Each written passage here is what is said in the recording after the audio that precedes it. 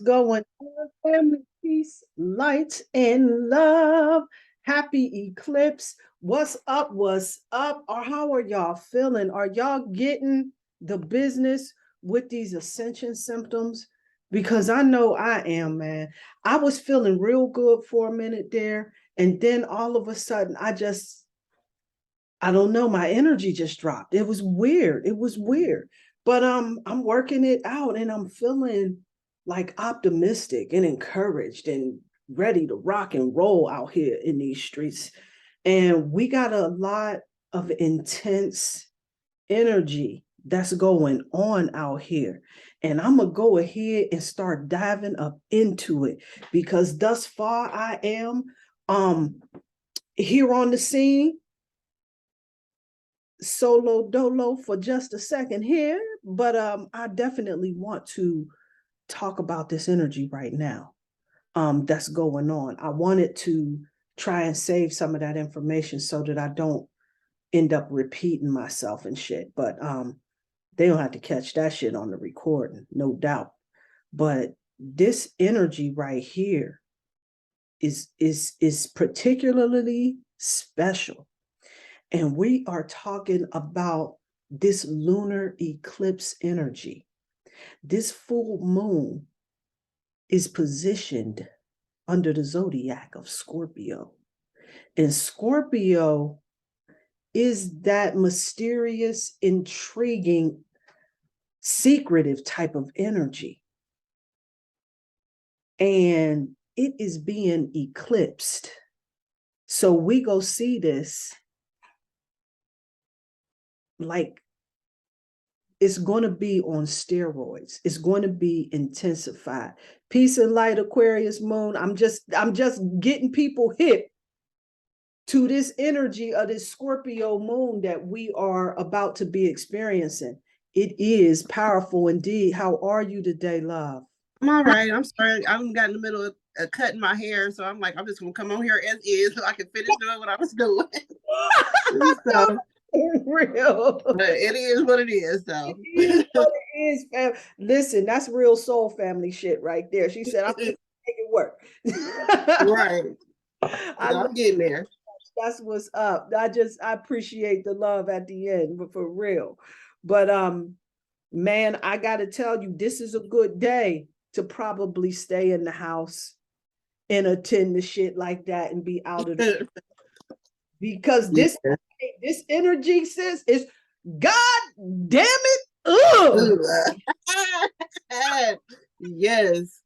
And I swear, I think me, you, and Tish are probably the only ones who understand that. Oh my goodness, that's all inside his side. But I'm gonna tell you something. This is what that energy is feeling like. It's like you ready to just break out and just tell a motherfucker, fuck. I don't like it. Fuck you. Right. I don't care. Exactly. It's just this is that particular energy. As Scorpio, the energy, the waters run deep and intensely. And so with this eclipse that's giving us a super boost of this energy, we're going to see a lot of potential for volatility going on out here in these streets. I'm not going to sugarcoat that shit. You know what I'm saying? That goddamn it can be a positive thing or it can be a situation, let's say. That's a situation. Yeah. But powerful energy nevertheless, right? Because this is like some really intense energy, because this is an energy that's like intense. It's a fixed energy that's really loyal to shit. So this is going to be an opportunity for us to really make some powerful changes. We get an opportunity to look at a lot of shit that's not serving us. Of course, we know working with that full moon, we knocking back shit that's not serving us. That's the time when we've taken inventory. Like, okay, I'm trying to make my goals. What's not working? Let's get rid of some shit here, right? Right. This is the energy that's really going to help and supporting us. But this particular eclipse is giving us a super boost to push us along our way. because we working, we rocking with this 5 energy, and 5 is the number of change. It's the number of movement. It's the number of shift. It's a number of getting that shit crack-a-lacking like nobody's business, right? And so this is showing up as 555. Now I was peeping that, but then my code got pulled last night. I'm in class that this is coming in. Look at the degrees that is coming in. It's coming in at 14 degrees. That's another 5 energy right there.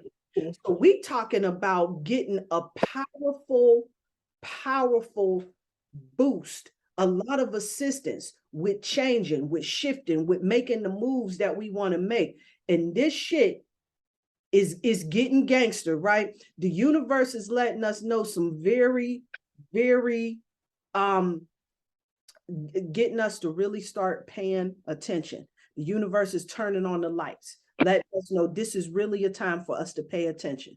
This is a time where you're going to see a lot of things being uprooted, a lot of surprises. This opportunity, the universe is shoving us forward, telling to get moving, shaking us out of our complacency and everything, because this energy is charged with change. So it being in the sun, a Taurus, that bull energy, that full speed ahead energy. And if you about your shit, you about your business, whatever it is that you finna be about, this is your time right now to really get in tune with the shit you talk and how you walk. And I'm saying, because not only do we got this eclipse, but we got this retrograde energy. We got retrograde in Mercury, where Mercury is encouraging you to pay attention to the shit you talk.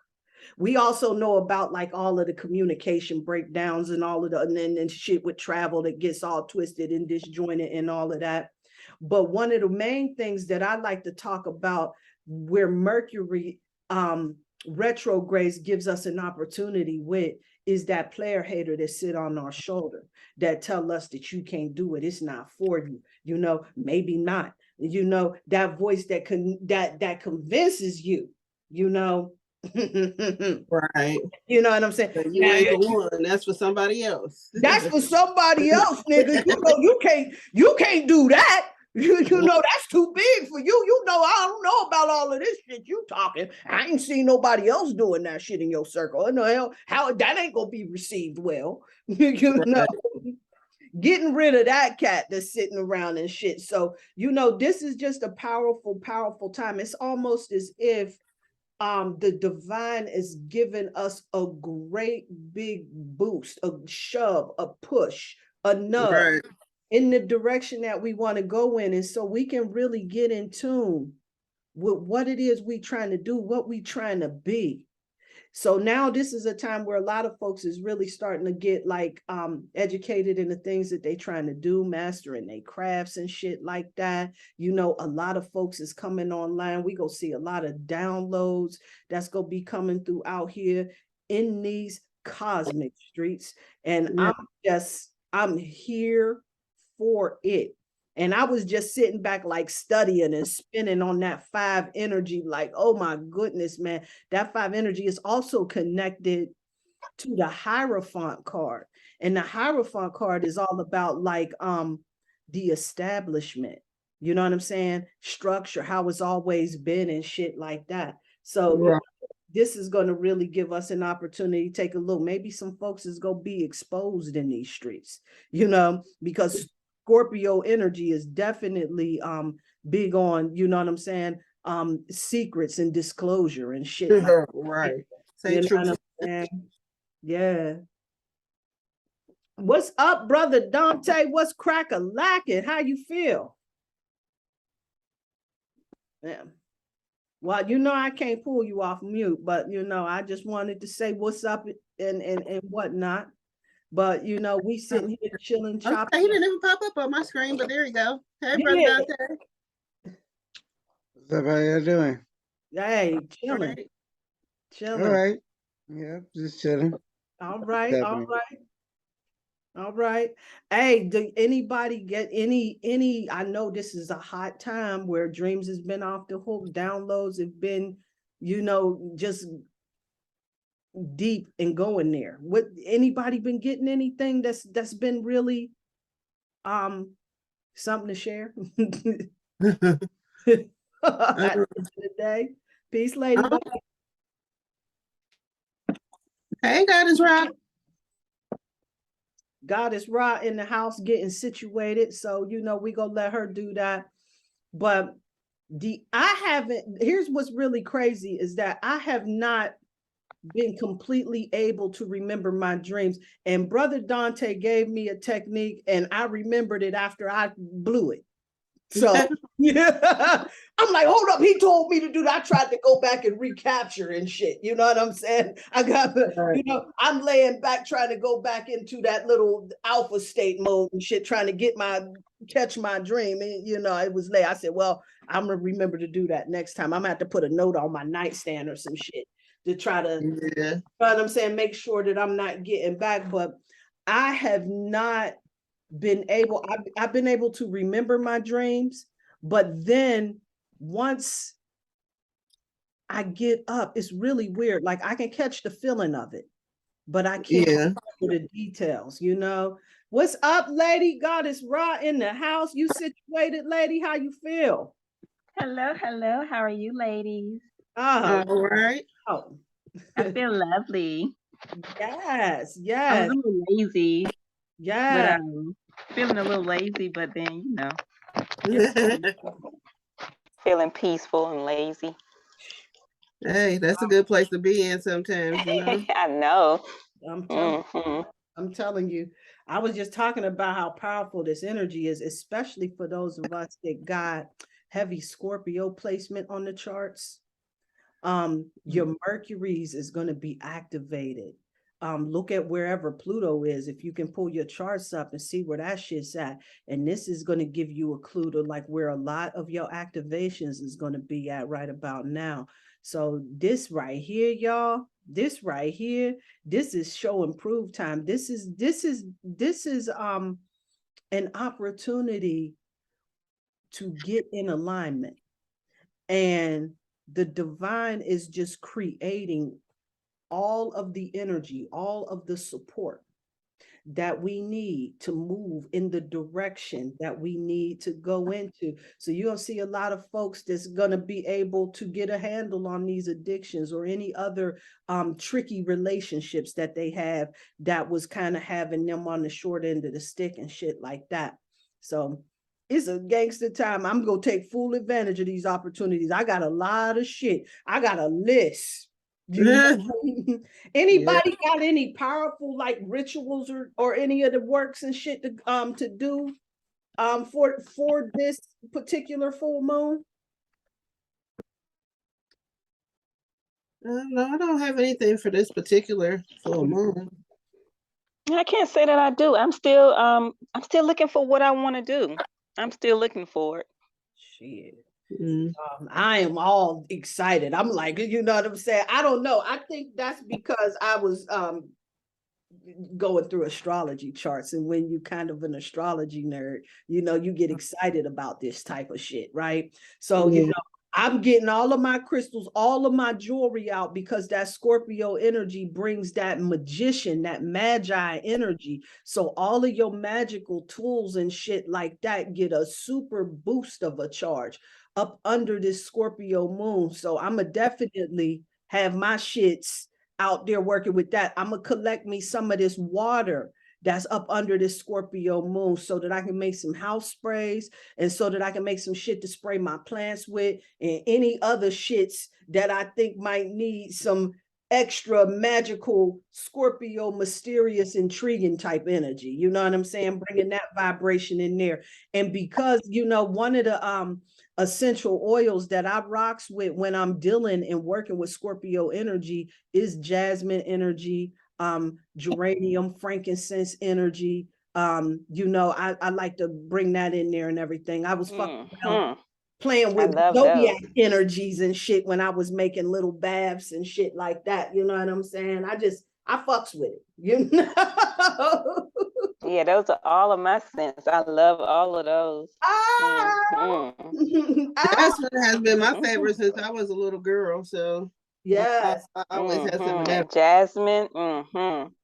Very sensual. Spray some pillows with it. Get your freak on and shit. I'm telling y'all something. Yeah. But I read that in a book. I'm not that I just got this whole idea. I was reading that shit in a book and everything. So now I incorporate that and everything, and it brings that sensual energy to the whole vibe and everything. I really, really rocks with Jasmine. But yeah, this Scorpio moon is just, you know what I'm saying? It's that shit. You know what I'm saying? I'm gonna do a very Scorpio ritual. So because it's this full moon and everything, I'm gonna sit and take some more inventory, but like I spent a whole lot of wheels thinking of all of the things I could approve, and all of those things that I think need to fall by the wayside, all of the things that I think are preventing me from making shit happen, from taking me in the direction that I want to go. These are the things that I'm going to put on that list, and then I'm going to take it and I'm going to light that shit and put it in my burning ball, and I'm gonna take the ashes and I'm gonna flush them down the toilet, because that's some Scorpio energy shit. That dramatic, that drastic, that in your face. That there it is. Now you done with it or what? You know, and you can count on that. So yeah, I'm dealing with that and shit. So. But have you noticed people is a little beside themselves out here in these streets? Is it y'all? Uh-oh, Sheila, in the house, how often is this? Hey. Hey, let her get situated. She waving in and everything, we let her get situated. I can't unmute, I can mute you, but I can't unmute you. So, it is how it is. But man, I was out and about and everything. And even though like there's a lot of people, they're not really like in tune with how the moon is affecting folks and shit like that, you can feel that intensity in the energy, and it gets, I was just telling Kian earlier today, like I got a front row seat of how Scorpio energy is like really showing up when today we had a potential client who, wanted to negotiate the price and wanted to come at us like, I support Black business. I'm doing this and that. I'm going to tell you what, I got this amount of money and that's what it is. Now you can take it or leave it alone. And then we decided we going to leave it the hell alone. You know what I'm saying? Because this ain't negotiating. We ain't negotiating this. When the hell? You don't go nobody else talking that bullshit. And so we sitting up here holding this position where you don't go to none of these white establishments with this bullshit. Miss me with it. Looking for a discount, a negotiation, and all of this other type of bullshit. Like our prices is super fair. What the hell? And so we all got this underlying theme of racism that was charging and fueling that energy. And so we took that shit, you know what I'm saying? A regular, basic, bullshitting, mundane situation. And it became it became almost escalated, because we ain't entertaining that, but it could have been. I can see the volatility and some shit like that, how it could escalate and turn into something bigger because there's other deeper issues up under it. And this right here is a really good example of how Scorpio energy shows up when you come in for folks, you know what I'm saying? But there's really other things you really upset about, where your real issue is. You know what I'm saying? That's that player hater energy, the jealous friend that want to hang around you and shit, cutting the little bullshit and hanging with you, acting like they your friend, keying and everything, and with the little side comments on the side and shit like that to cut out. Shit like that. You know what I'm saying? You know what I'm saying? And that's kind of an example of what that kind of looks like. But when it gets volatile and when things explode, or you are really in a space where you're trying to move past an issue that you haven't really forgiven somebody on, and you're trying to just move forward, and there's always this underlying tension, that's a really big example of how Scorpio That comes from people not being truthful with themselves and with others. Yeah. So now you're sitting up here pissed off because you ain't told the truth. No shit. That's what I'm absolutely. Yeah. And that's what happens with Scorpio energy. They keep secrets, they hold on to that charge of energy, and then boom. Yeah. Because Damn it up. everything you just described, I went through, and it was with somebody who I thought was my friend. And I even asked her the questions because I felt the energy. And I got told, no, it's not that. You're fine. We're fine. It's not a problem. And it was really all kinds of problems. So, yeah, like I said, it comes from people not being truthful with themselves and others. Yeah, absolutely. Right. And so we get to deal with that shit. Major life events, endings and beginnings and shit like that. So we get to see all of that other shit that's going down. But you know, so many distractions that's out here in these streets, these spiritual streets, these cosmic streets. You know what? I was a random side thought. Random side thought. Do y'all ever see any of them commercials? Remember them old infomercials where they used to show them starving kids in Africa and shit like that? Do they got them commercials? Girl, I wouldn't know. I don't be up that late no more. I ain't seen them commercials in a long time. But I don't think so. Random ass thought, like what the hell? You know, I remember they used to show them commercials, and then they have them sitting there eating a bowl of porridge. You know, and they have flies all on their faces and everything. Yes. Right. Ain't that crazy? That's how they wanted us to see them, and that's really not what was going on. And I used to feel bad and want to donate money. And my mom used to say, "You don't know where that money's going. Stop it." Yep. There was a ritual done on me. I'm sorry. Someone did a ritual on me. Who did a ritual on you? For what? He was so stupid, but he was smart, but he was still stupid. And I don't mean stupid, like just ignorant or naive. So it was my stepdaddy, and he told me about, like, you know how, you know, if I was to not eat all the food, that when we was coming up, do you know what our mom, and they did a ritual on them that he told me with his mouth that he never did, and it still fucked me up. And that was, he said that they put that picture in the middle of the dining room table. So his mama put the picture of those starving ass Africans in the middle of the dining room table. So when you feel like, oh, I don't feel like eating this, guess what you looking at? Guess what you looking at? Them kids that starving. That is devastatingly fucked up in so many damn ways, and that's horrible. So it's just to say, hey, I feel my daddy sometimes. I'm like, damn, they did some shit on you, because just to make you eat some shit that it might be chitlins, and hey, guess what? Kids in Africa don't eat chitlins. Nigga, now, chitlins, vitamin A. I'm getting my vitamins out of these chitlins. Like, man, sometimes you gotta acknowledge the trauma that, you know, absolutely, that your ancestors went through, because you see them putting it on you. Like, what you want to do that to me? He just told me about it, and I was fucked up. Like, you gonna put a picture of starving kids in the middle of the dining room table, just right there. They got flies on 1-800 and who remembers the "This Is Your Brain on Drugs" commercial? Oh yeah, I remember that. Hold on, time out. Did y'all know that's a Mandela effect though?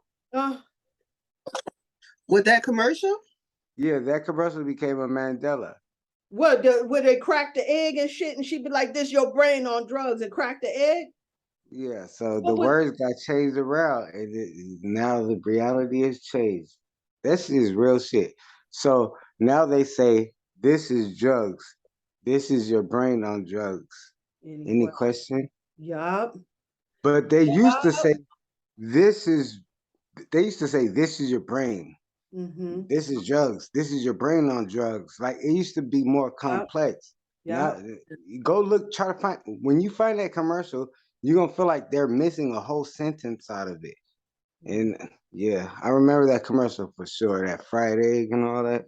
Hell yeah. It And didn't that's work. the same effect that the ritual that your dad did back in the day. And not to downplay your trauma and everything, but that is gangster. I mean, it's gangster, but at the same time, it didn't work.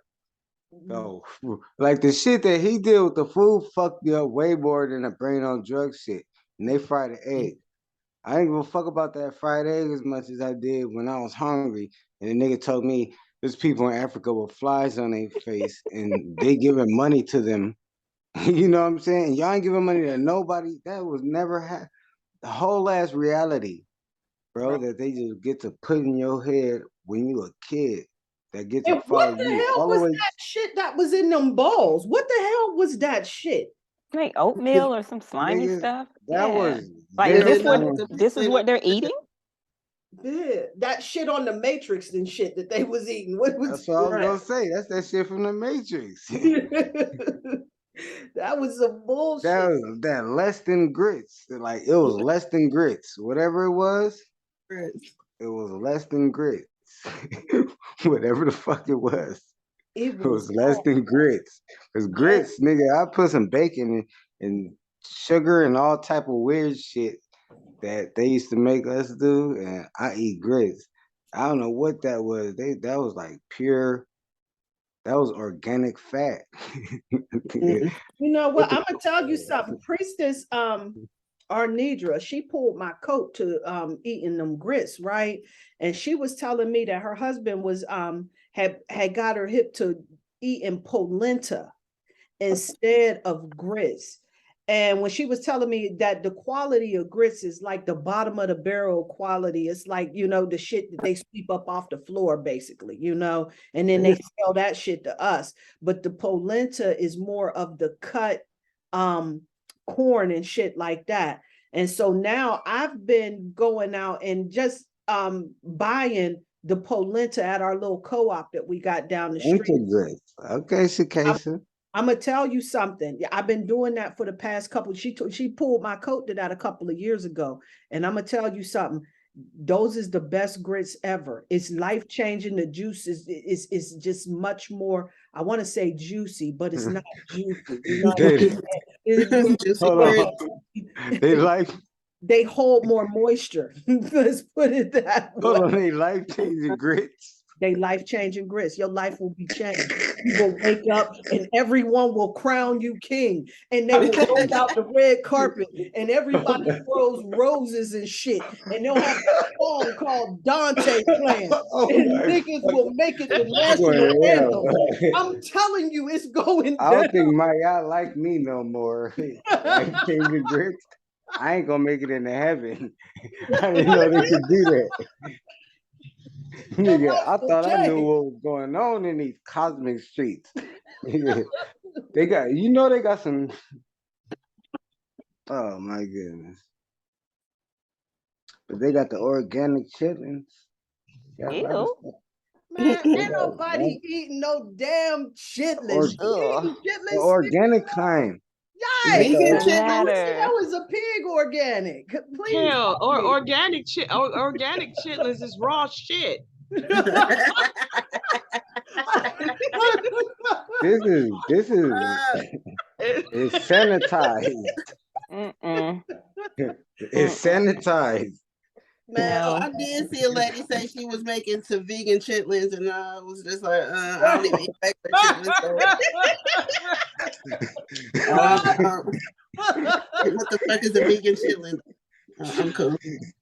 I'm gonna tell you, I remember back in the day when I used to eat chitlins and shit, man. I remember they first started making them bags of chitlins that was already clean. And a flag went up right there. Like, if your job is to clean chitlins all day, I ain't feeling too confident in the quality of that shit. I ain't feeling that shit at all. They can get the hell out of here. She went on something. Accord. What cord is that she chewing on? So the vinegar, you I don't think eat the chitlins, vinegar and shoot, my sterilizes granny it? can fix anything and I eat it, but them chitlins, I can't do it. No. What did you say? Who was chewing on a cord? Oh, my dog. I thought Oh. my dog was chewing on I'm about to kill her. Okay. But I've never eaten chitlins. My parents, they never my parents came from the South, but they must have come from a lineage of where they might have been house slaves, bougie, because my parents were bougie, descendants. They never really had the slave mentality, right? But so they were kind of bougie, but we weren't rich, but they were bougie. And so certain foods that are staples in Black families, my mother would not make that for us. She just wouldn't do it. So we hardly ate pork, we hardly ate chicken. We more ate beans, peas, um, corn, you know, I don't know. My mom, I don't know. They just, and when people, even they never cooked greens for us, right? Not in the manner of which people would eat them, but they would cook us greens, but not the way everybody else ate them. And so when my mom looked at certain foods, she made us feel like that was like less than kind of food, but she never said it. It's just as I'm going back into the mentality of how I look at, well, I was just like, wow, what is this? When I went over other people's houses, it's like, y'all eat that? What is that? And they'd be like, you don't know what this is? No, what is that? So you know what I'm saying? So we didn't really we never ate grits. We didn't eat grits, right? Oh, We ate Lord. cream of wheat. We didn't eat grits We're either. gonna take It was away cream your of wheat. Black card. I don't know about that. Hold on, because I didn't eat grits, pork, any of that. Yeah, Oh, we didn't Wheat eat bread. grits. Y'all Yeah, didn't see, get there you the go. Negro experience. I didn't get the full Negro experience, right? But when I got about 16 and stuff, and I got a job and started getting out of the house because my parents kept us very sheltered and got out of the house. I got to eat Chinese food, I got to eat Mexican food, and I was just like, damn, we been eating the same thing Monday, Tuesday, Wednesday, Thursday, Friday, literally. Like we ate the same thing, spaghetti on Tuesday. We had lamb, y'all. My mom didn't. I know, right? I also just like they acted like they were bougie or something, but not. They weren't. But they just didn't partake in a lot of the foods that were in normal Black. And I never understood that because my mom's sisters and my dad's brothers, they all did. But my mom and my dad, they just did it. So I don't know what that was about. But look, I jumped in when y'all was talking about the energy and stuff that's going on right now. It is such a, man, dude, when I say I've been talking all day from different downloads and different anxieties, and then a lot of people are pulling on my energy, and I find myself like, well, okay. And as I'm talking, some dope ass shit is coming out of my mouth. Like, who is this talking? And, Yes. Yeah, and I'm like, girl, damn. I got some follows from celebrities today. You hear me? That's why I'm just like, what the hell is going on? So it's something I just can't call it. I was in the Twitter space all last night till 3 a.m, just talking because I do crypto and NFTs and things like that. And so I'm talking to these millionaires, right?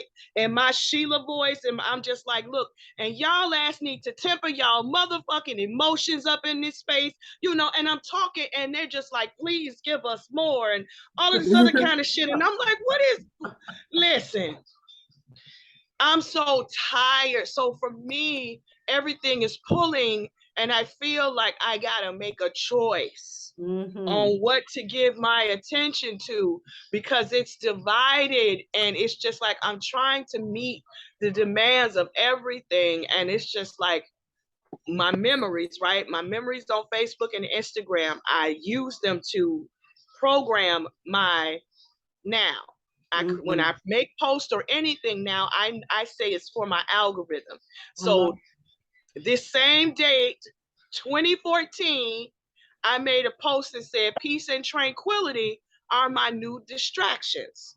All right. And it is fitting because today I'm having to choose because I'm trying to be available for everything because you know what I'm saying?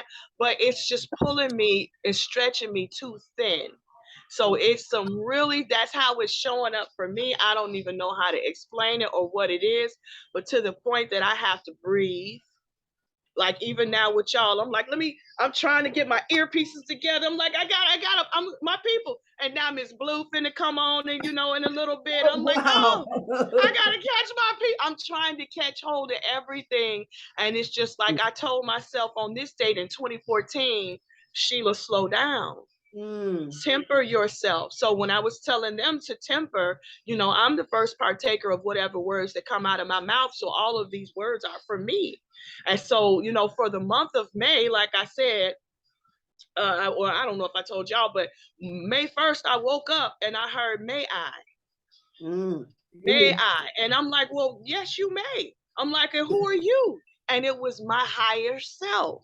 Yes. And it was like, may I take control? May I? Will you? And I'm just like, okay. So I keep hearing the may I. And the thing that also it interpreted for me is because I dabble in AI, right? And a lot of people are very afraid of AI, and what it is. And it's just, it's a lot of different components. You definitely have to walk carefully in that arena, right? But at the same time, I understand everything is all energy and it's all about how you program. It's all about the program.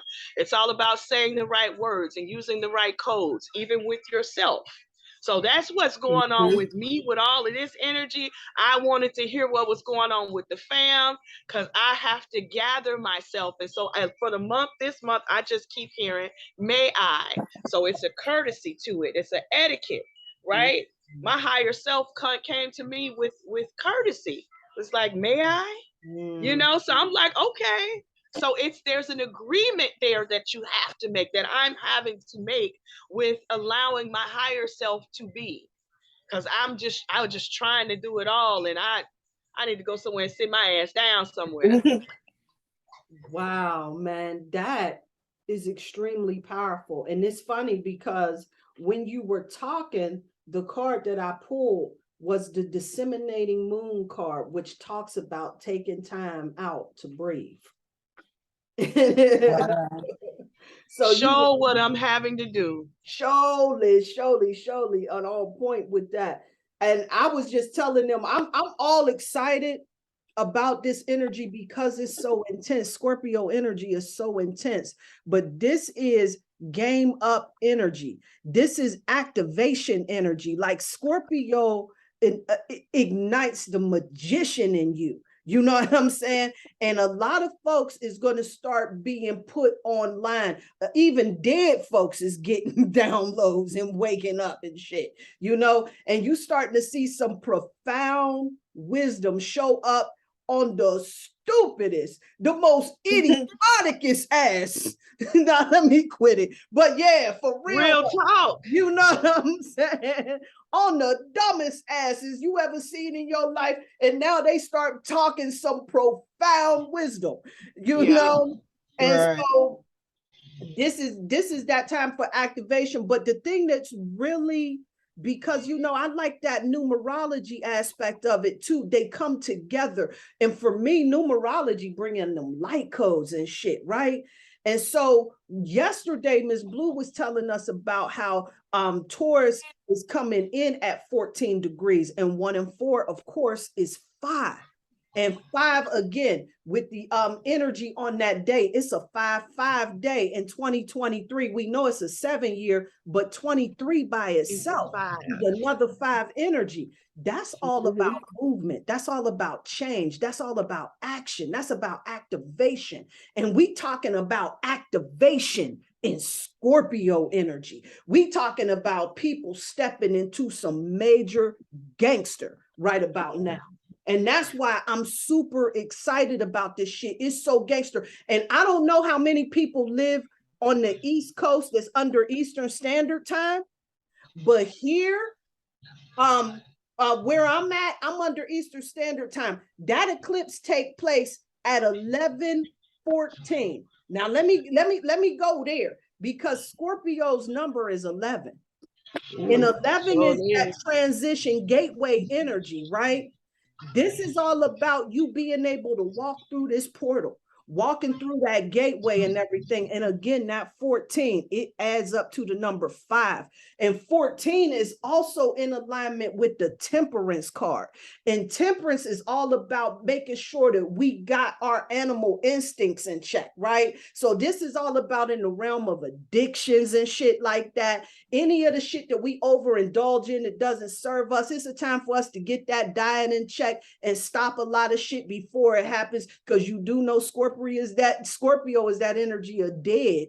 You know what I'm saying? And we can definitely make some adjustments so that don't happen. You know what I'm saying? This is some powerful energy where we can absolutely positively change our life, step into our gangster. And of course, we're feeling it. We're feeling the vibration of it. We're feeling the intensity of it. And even the deadheads, mundane dude at the grocery store, you know what I'm saying? Walking around with a little bit more purpose in his step. Some other folks is out here, because then on the low vibration end too, you also know that there's going to be some folks that want to be mischief makers out here in these streets. That's going to awaken those. The player haters is waking up too. You know what I'm saying? Let's not make no mistake about it, but we got to keep on doing what we do and not giving no energy to that foolishness right there. And we go ascend above all of that. I'm super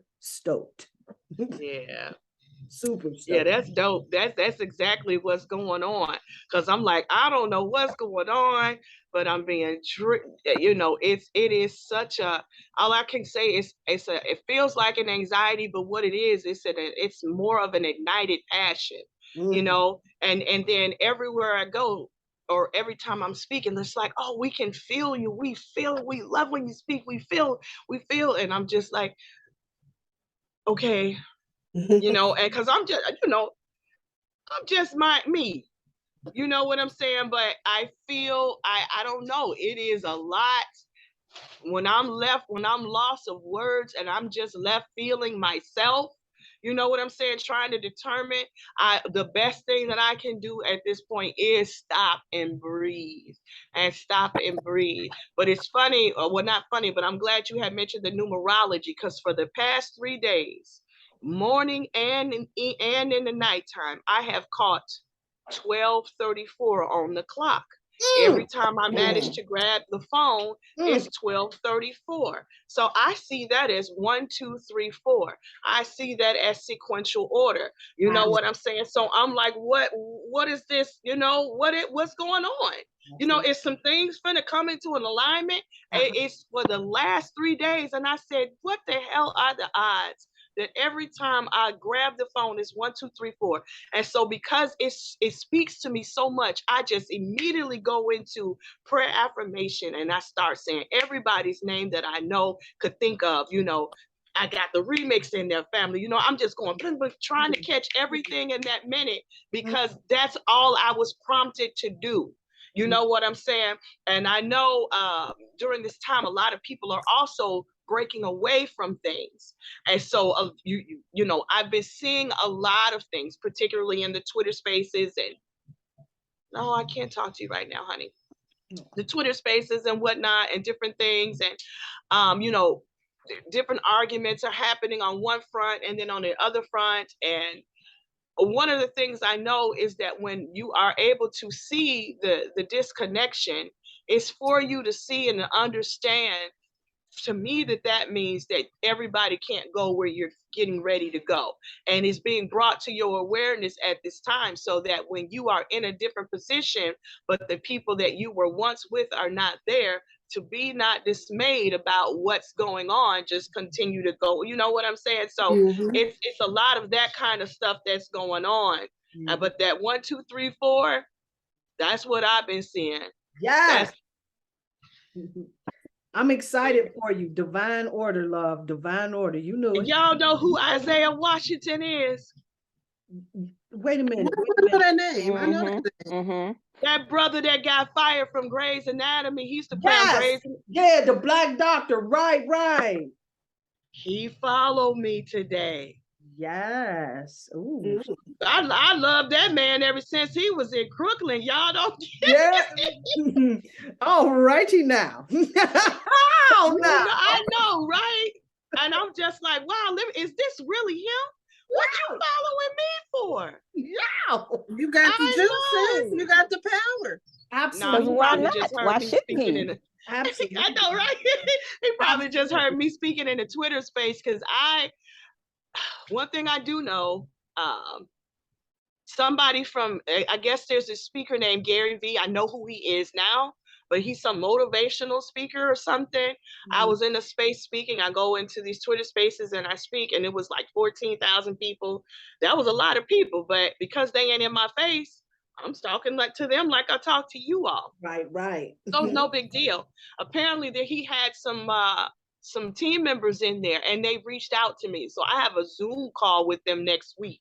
Yeah. I don't know what they want, but they was just like, we don't run into the authenticity and the rawness, because I cuss, but I do it in a manner of which is not obscene. So, you hear, I mean, I grew up in the Too Short era, shout out to that brother, because people don't give him his props, but goddamn it, he taught me how to cuss. Yeah. Or whatever.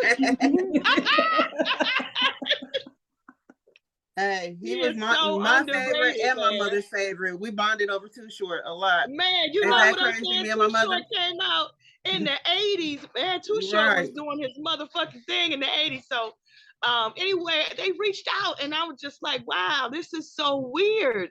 I'm like, I'm just Shelia, the girl that still piss in the bed every now and again. You know what I'm saying? Y'all make me laugh too hard. I'm gonna pee right now.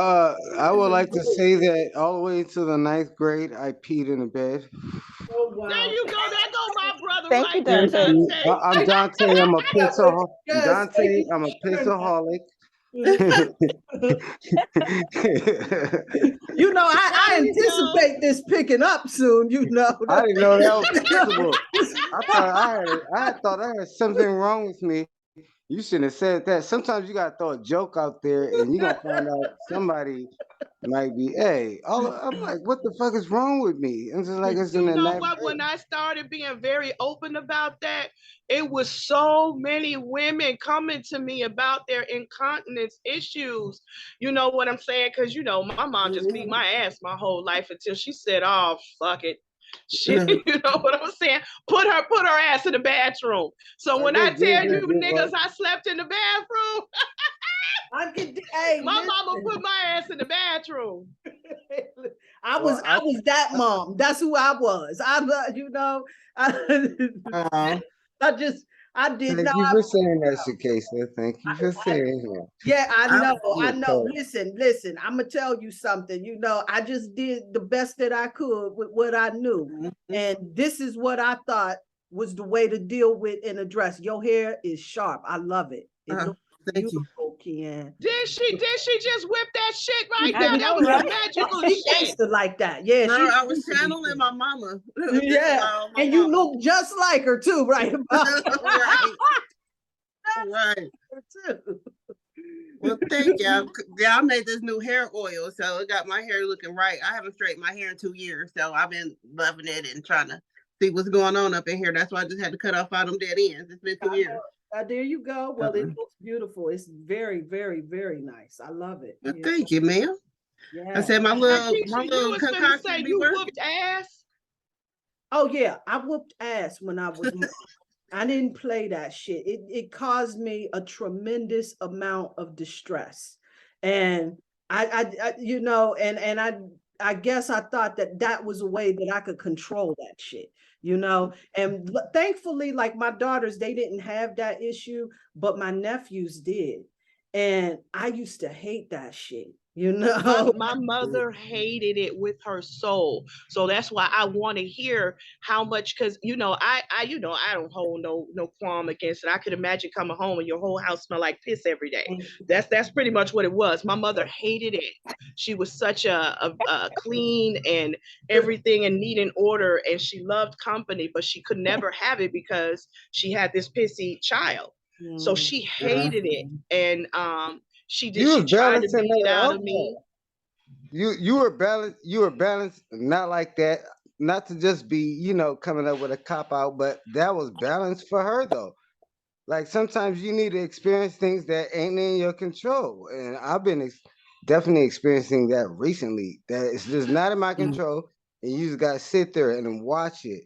You know what I'm saying? And understand that, even though it's connected to someone you love and you trying to bring up or whatever, you have to know, like you got to step back and say that's what they doing. That I, say what you will, but who's fucking up on purpose for real? And they have to have that level of maturity to understand. If I'm in the ninth grade, you think I'm thinking about spraying cologne on and wearing different types of deodorant that make me smell good and not having pimples. And you think I'm pissing in the bed on purpose? You fucking weirdo. So it You know becomes what, it Dante? becomes huh? Sometimes I did, because I had gotten so acclimated to it. What's a little warm piss on you in the middle of the night when you're used to it. So so sometimes I did, because it was so much more of my protocol. The times I was too afraid to get up in the bed, out of the bed, to go to the bathroom in the middle of the night or whatever, I would just piss, because if I didn't piss then, I was gonna fall asleep and piss anyway. I woke up wet, guaranteed, every day. So I know my mother had such a hate for it that I was able to distinguish that it wasn't towards me, even as a kid. But I became real innovative on how to dry that goddamn mattress in the mud. My mother had the nose of a bloodhound. She could smell piss coming around the corner. So when I tell you that became a part of my innovative process, is to fool my mama's nose. Woo! I did some things, and it used to just work out. Just so I became creative trying to hide shit from my mom, because she was a stickler on cleanliness and different things like that. Me, I'm just a regular. If you ever knew a black hillbilly child, that was me. Hillbilly didn't really care how I dressed. My mother was the preacher's wife, so she had to have the pretty daughters. I was the one who messed up her hair on purpose and sat in the church mad with my legs open, because I didn't want to be nice and dainty and pretty. I did that never fit my protocol. And so me and my mother were always at odds in that regard to that. So I wanted to hear how much that angered you, because I'm hearing my mom through you now. Yeah, I got to tell you, it was absolutely the bane of my existence. And my nephew, dear Yorn, was so strong that I had called a professional carpet cleaner out. Stanley Steamer couldn't get the scent of the piss that was in my rugs up out of there.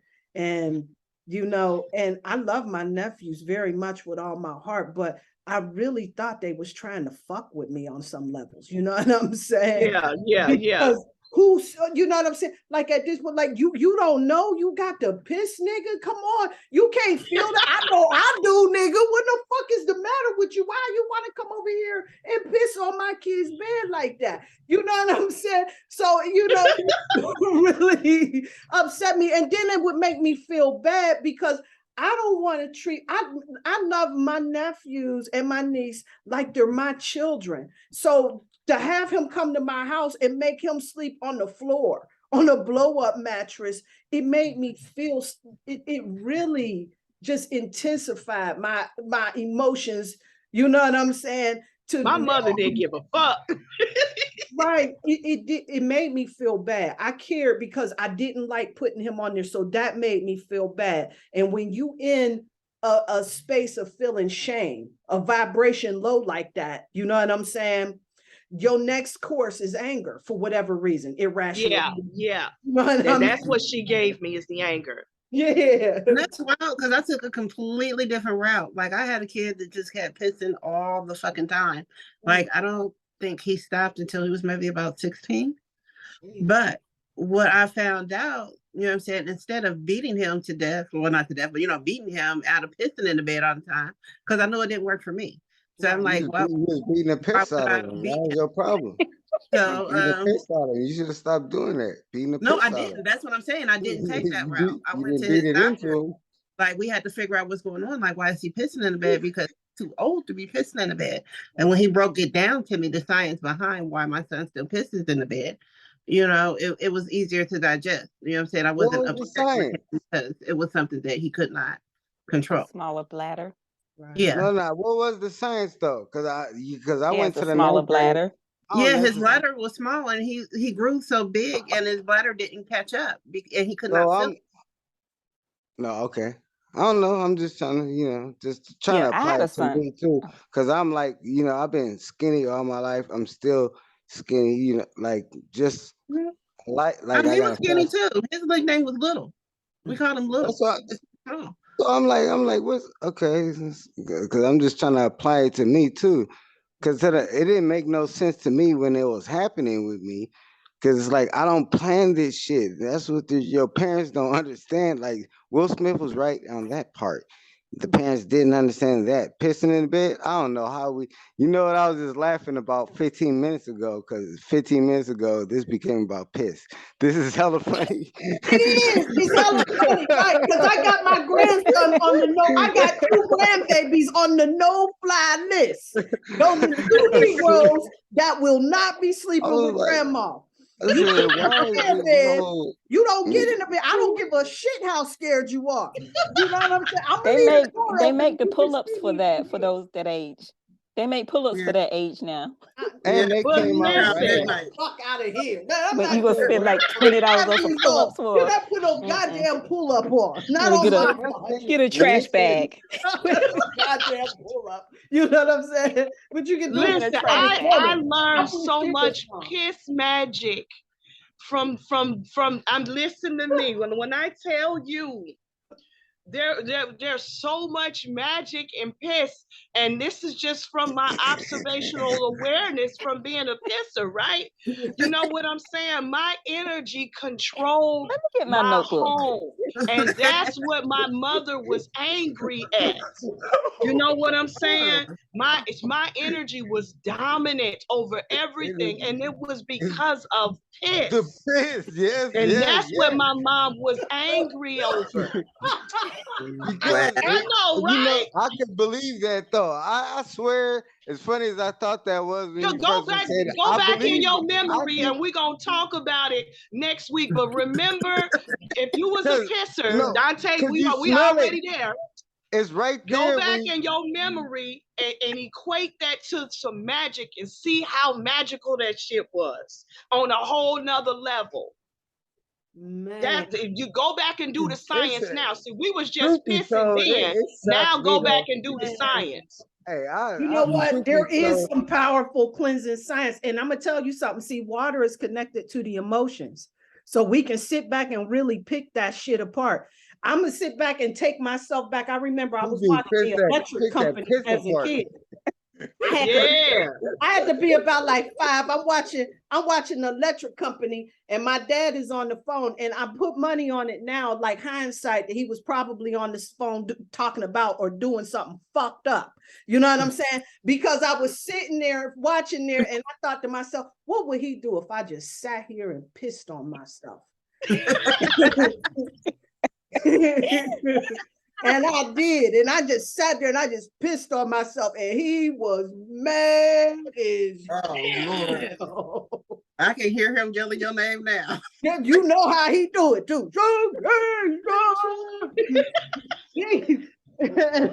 He was mad as hell. And you see how that commanded, that's also the power of babies.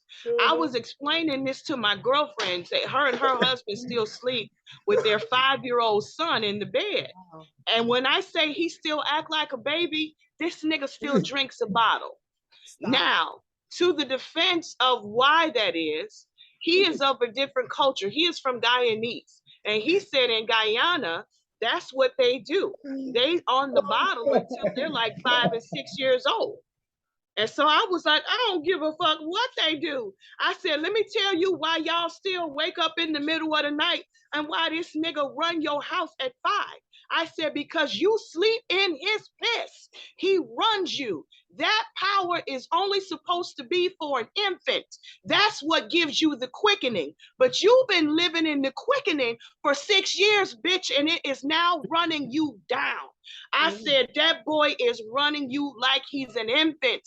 And that's because they can't speak for themselves. So the fluids and everything, you know, that we have to be attributed it to, that's the throw up, the tears, the spit, the pee and the boo-boo, all of that stuff. When we get, you know, when you get mixed in it, that stuff gives you a quickening and it puts you in a position to serve the baby, because that's what you're supposed to do. Your baby whimper, you waking your ass up. You think you hear a sneeze, you run into the baby. Well, she still has this spell on her from a 6-year-old. And I said, get that nigga out your motherfucking bed. Take that bottle from him. I said, because she, you know, we'll be on the phone and she'd be like, oh, and he'd be like, mom, and that shit drives me crazy. And I'll be like, bitch, what you, and she'd be like, I know. So when I tell you that shit has a whole power to it, oh, it has a whole power to it. Well, you a beautiful friend. I ain't hanging out for no shit like that. You know, we got to reconnect when you in a better position. Right. She felt that pee. She was like, you really got a hold on me. And it's crazy because what she said about, you know, my son that I told y'all used to pee in the bed all the time. If he comes to my house to this day and he spends the night, he gets in my bed. He won't sleep on the couch or in the hell room. No, He hell will get no. in my bed. And he is 21. Hell no. Hell What's your sign, Keisha? Leo. Oh wow. Hell no. See? Hell no. You know, like I said, I ban 5-year-olds. I don't give a fuck. Midget people, they can all get it. I don't give a fuck. I ain't discriminating. I will put out a kid, an old person, a midget. I don't give a fuck. Hey, get out. Don't be here. I told my sister, because her baby is 1 and he's sleeping in the bed with her. I said, girl, you better nip it in the bud because they will never go away. He's gonna be attached to you just like mine is attached to me. Yeah, that's very true. That's funny. No. Just like you said earlier, the wisdom is coming through the most lewdest shit, right? We done had a whole conversation about piss. I'm telling you. Hey, speaking about piss, hold up. Let me back up because Dante brought up Smokey Robinson. Ain't that a bitch nigga move? Now he wanna expose Diana Ross all of a sudden. Like, that's a piss move right there. What he said about Diana? He talked about how they had an affair back in the day and he wasn't gonna say nothing, but he old now and he been holding this secret for a long time. So now I guess I'll spill the beans, you know. Man, go sit come on, Smokey. Right, like, you know, you're talking about some shit that happened almost 50 years ago, and you want to bring this up today. Now you want to bring this up today. He done held that tea too long. He should have pissed that out a long time ago. No wonder he's so yellow. Right. That was a piss punk move right there. You know, her husband probably looking at her like, "What? Wait a minute. When the fuck?" You know. She probably didn't even remember hell. Right. I'm not into yellow men, so you know. Ugh. I like, hey, you know what? I like to look at a red bone, and I bet you Smokey, boy, he got them little, them green eyes and shit like that. I bet you, boy, you know, I mean, I know he's a shadow of that shit today, but, you know, today, I bet you. Girl. You know, he trying to reconstruct it and shit. He's like, I'm holding on to this. He really got a hold on me, goddamn it. Man, that shit funny. Oh boy, y'all got my mouth hurting up in here. Y'all know Miss Blue, is Miss Blue on yet? Y'all know I'm gonna run Miss Blue on. But listen, I want to thank all of y'all for coming out. I'm gonna call it right now, so that everybody can make sure we showing up and supporting everybody in the family in these streets and everything.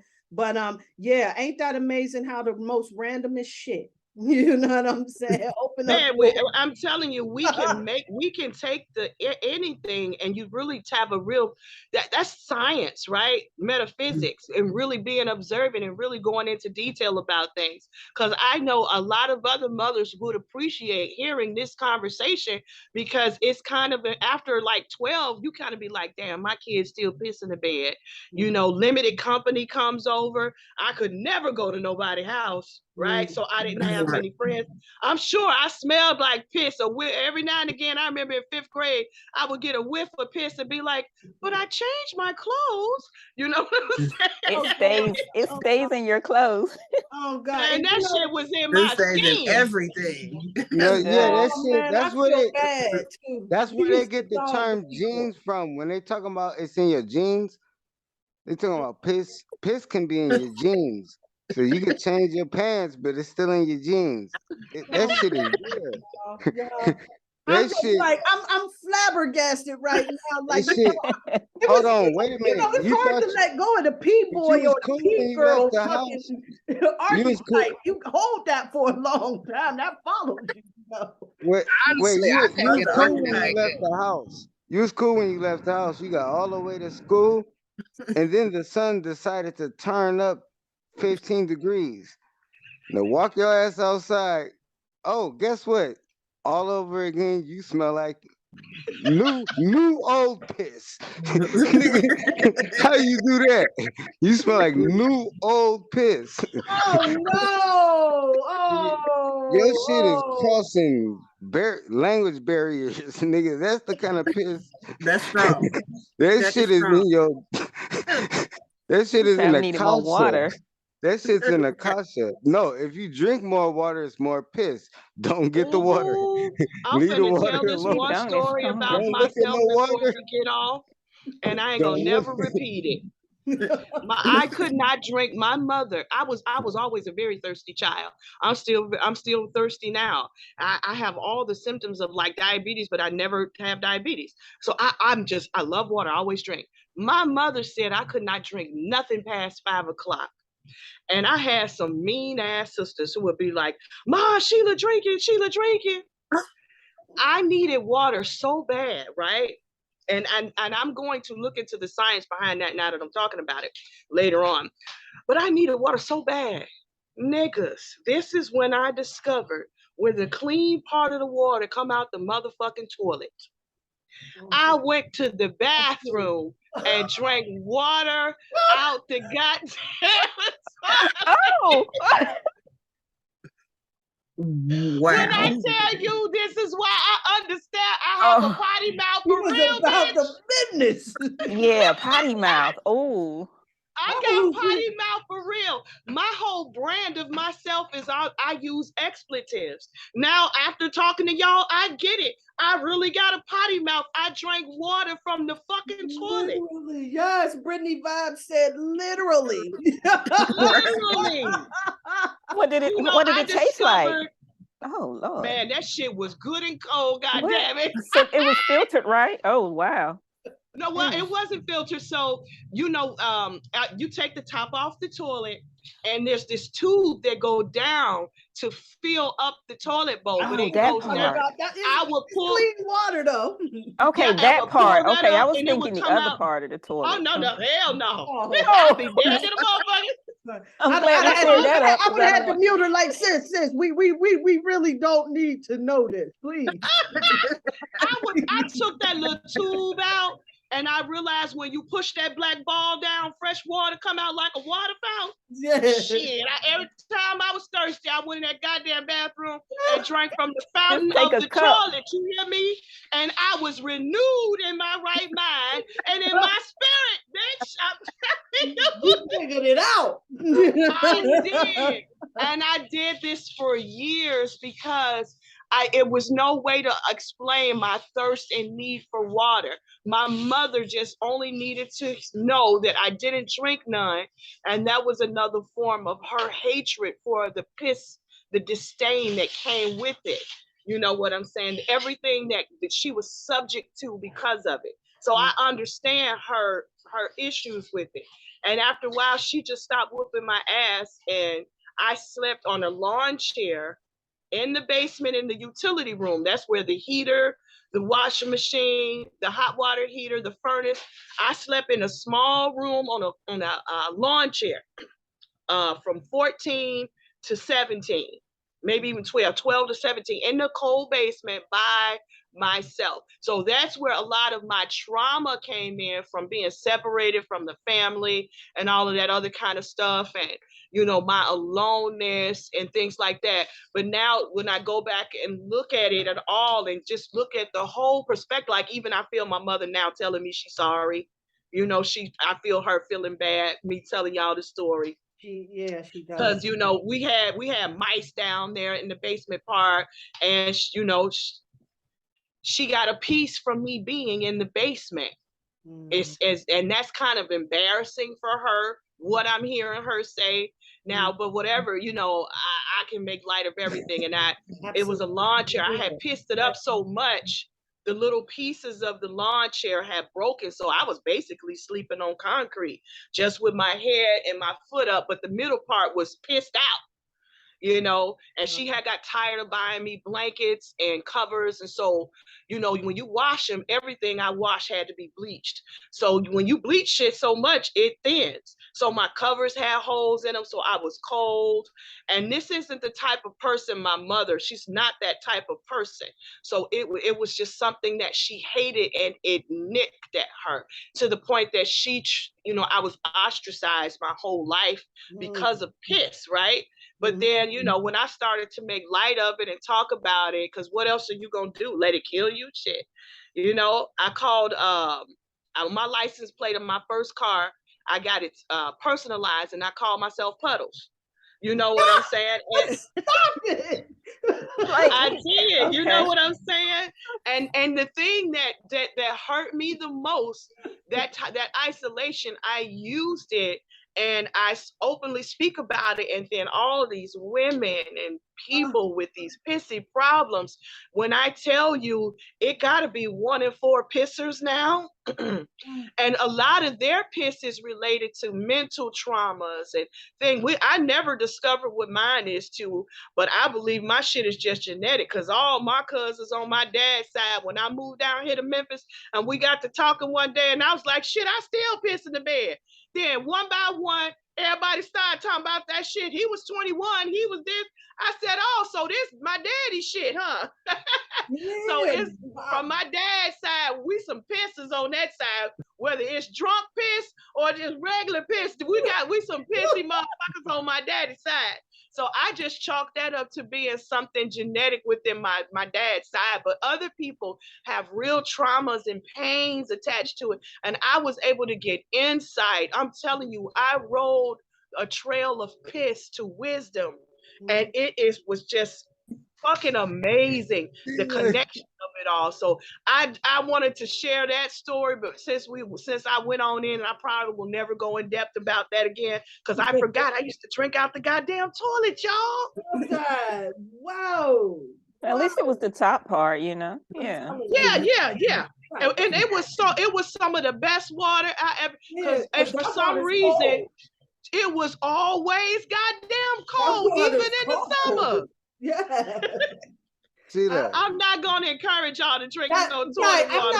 I'm not going to advocate for it either. However, that porcelain keeps the water cold.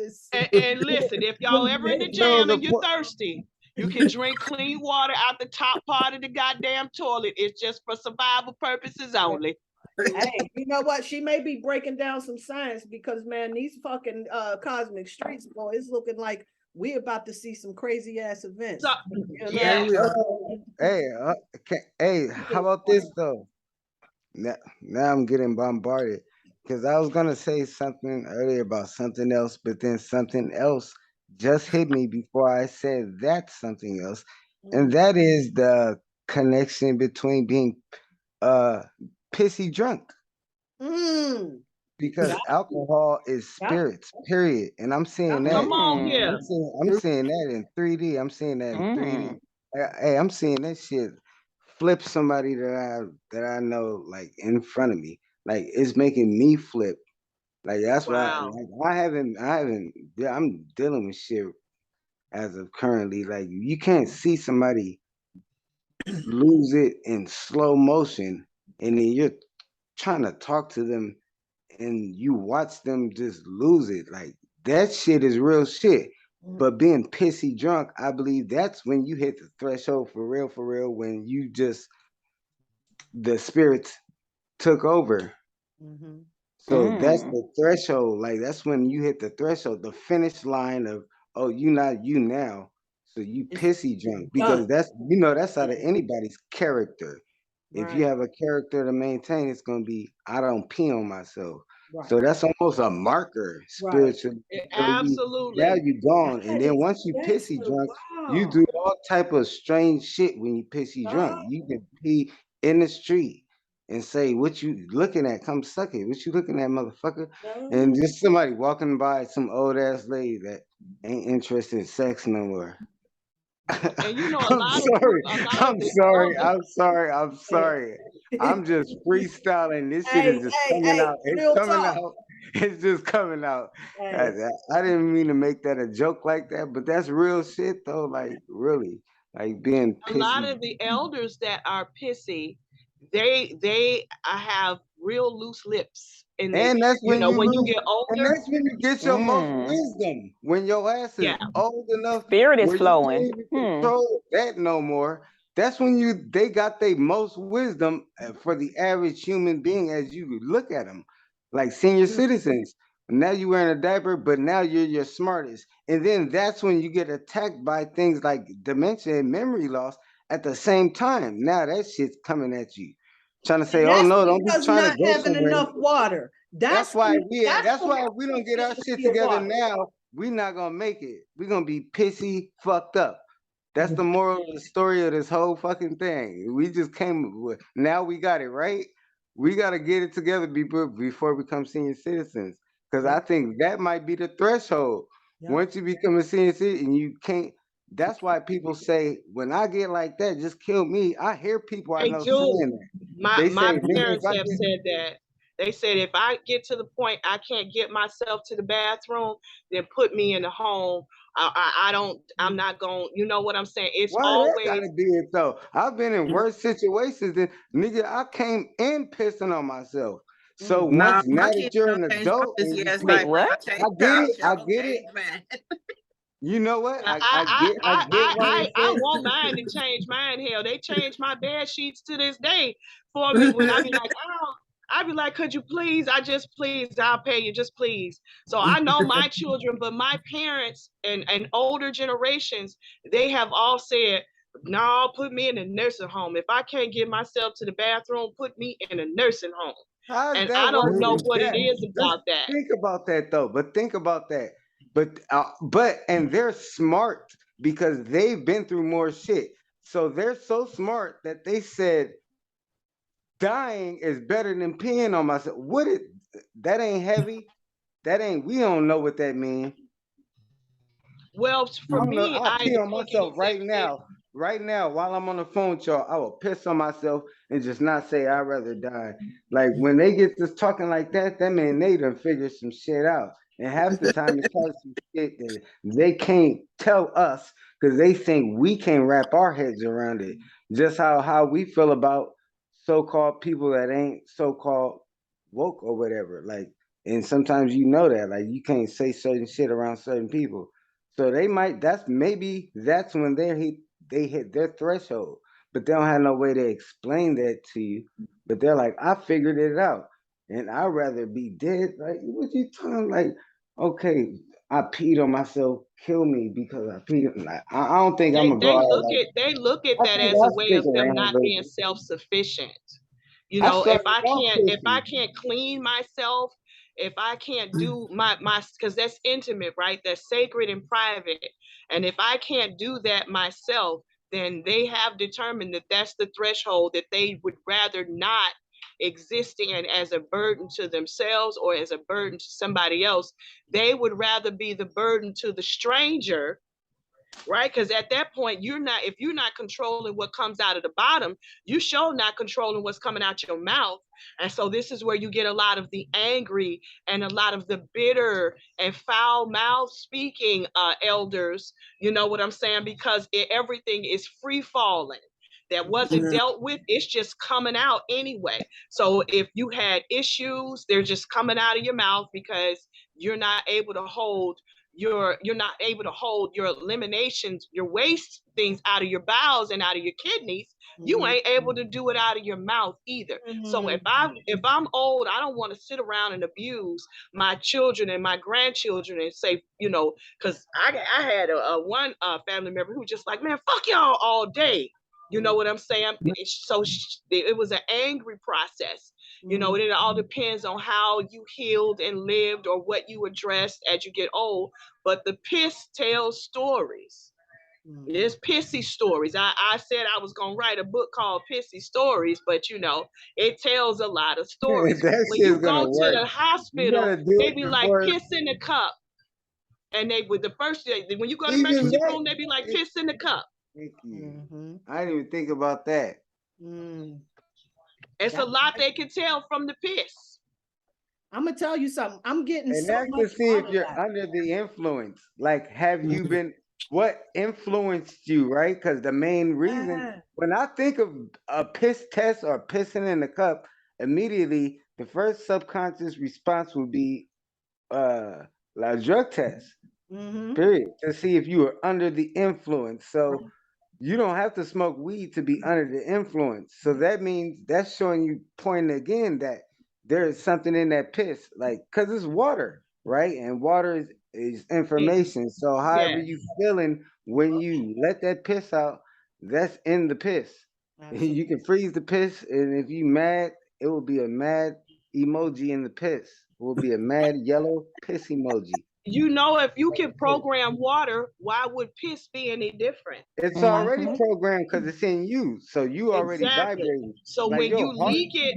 when you leak it, that's the program. And you can put intention on that because it already holds your energy signature. It does. That'll make it much more powerful. That's you know what they call leaking? Yeah, taking a leak is taking a piss. But taking a leak or being leaking is also being leaking like you're unaware. So I caught you leaking or like lacking. your energy is leaking. Leaking, lacking, or caught you slipping. What would you be slipping in besides slipping piss? on your piss? Thank you. What would you be slipping in besides piss? Slipping in the darkness. Right. And I'm gonna tell you something. We went there. The past 15 minutes, I've been keeping it secret because we've been on the road with Miss Blue on. I was really gonna click over there. I'm trying to finish this stuff, and I don't know where she just came from. Just making the show now. Oh wow. She's there right now. So. Okay. But we're gonna keep this going until y'all want to stop. Yeah. Well, listen, I'm gonna tell you something. I'm just telling y'all that I got so much out of this. See, this is Scorpio having you die so much and everything, right? And that whole peace situation, I forgot about how it used to really dysregulate me. you know, that whole situation and dealing with that and everything. And that, of course, is connected to ego shit with me, right? That's all about guilt and shame. And one of the big things, because, you know, I was one of the kids, you know what I'm saying? That would be right in on the jokes, laughing at the P boy, the P girl, which is another, you know, sorry, I was that. You know what I'm saying? And you was laughing at me. I was that bitch too, trying to pretend like I wasn't the girl smelling like piss. Pissy Dante, that's him. Shakesha, I hear you. Right. Yeah. Hey, listen, I'm gonna tell you something. There was only I'm gonna so go much cry in the car. people I could tolerate though, because Don't then worry, after a while, you know, it would turn into something different. But yeah, it was just one of those things that I realized coming up. I saw that, you know, when you're coming up as a child, that shit can put some serious programs in you. And what it did, it programmed me to not want my children to grow up with the stigma and get their ass whooped and go through the changes and be that person that was always picked on and fucked with. I just did not want that for my child. I certainly didn't want it for me, but I damn sure didn't want it for my child, you know? And so that used to really upset me, because my nephew, you know, like I said, my nephews and my nieces were like my children. And my nephew, they used to just fuck with him so bad. And he was such a beautiful, intelligent, artistic child. Not autistic, but artistic. You know what I'm saying? And you know what I'm saying? And it used to just make me mad. It used to make me almost feel like he was doing this shit intentionally. You know what I'm saying? Like, you gotta know that you gotta piss. Like, at this point in your life, man, what the fuck is the, come on. And I remember my cousin, now listen, y'all just showed us about how an ass whooping is not the fucking solution, right? So I shaded my cousin who said, what you need to do is deliver a good sound beating, because don't nothing get a motherfucker straightened out like a beating does. And I used to always go through, try to come up with ways to punish him for that behavior and everything, because it didn't feel like, first of all, it didn't feel like giving him a beating was effective. You know what I'm saying? He was like, you know, like, I guess that he was probably in such a space now, looking back and seeing him, that he was in such a space of shame, of guilt, of frustration, of anger, and all types of other fucking emotions, because this is his experience. This is his life, you know, and I'm sitting up here being frustrated, being the observer. Can you imagine where the person is at that's experiencing that shit? Right. The child that doesn't even understand what's going on with himself. And the adults are not even helping him. Not at all. Fuck no, I was no help. I was no help at all. Nigga, get your ass in there and wash them clothes. I know you don't think I'm washing them pissy drawers, nigga. You know, I was. I grew up in such fear of my mother and fear of getting whoopings. And so I didn't get a lot of sleep as a kid. So the fear of the whoopings would stop me from pissing in the bed, because it would stop me from sleeping, period. So I didn't sleep. And so I got very uncomfortable with all these night things that I seen. So I had a lot of terror in me. I was a very scary person. So I laughed everything off. I goofed off everything. And then that pissed my mother off, because then I never took anything serious. But if I did, I wouldn't breathe. I would, you know, I wouldn't wake up. I would be in a dark place. And I really lived a life of Sagittarius. I was not going to be trapped in anything. So I freed myself, even if the joke was on me. So I really healed myself through hilarious things, right? So I'll make a joke out of any goddamn thing. And that's, you know, I had to laugh to stop from crying all the time.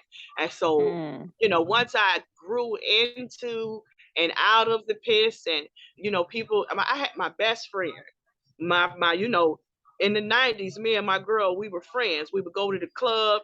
I crash at her crib, sleep in the bed. We wake up and be like, all right, bitch, we got to go to work in 2 hours. Like, she was my friend. Her whole family became my family. You know, they accepted a pissy bitch. because of my heart and who I was. And they really made me know and learn how magical of a person I am. When I say her whole family embraced me, her mother didn't like anybody, but she liked me. Her daddy was mean to everybody, but he wasn't mean to me. It didn't stop there. I'm gonna really want y'all to see how in depth this was, and it really showed me. Her daddy's family accepted me.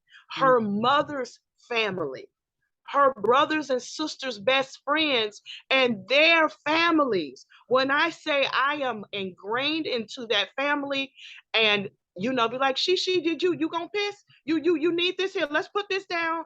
They were so, because it was just me. There was to go from my mother hating my existence because of my piss to being adopted by an entire family and friends of strangers that didn't mind it because they seen me.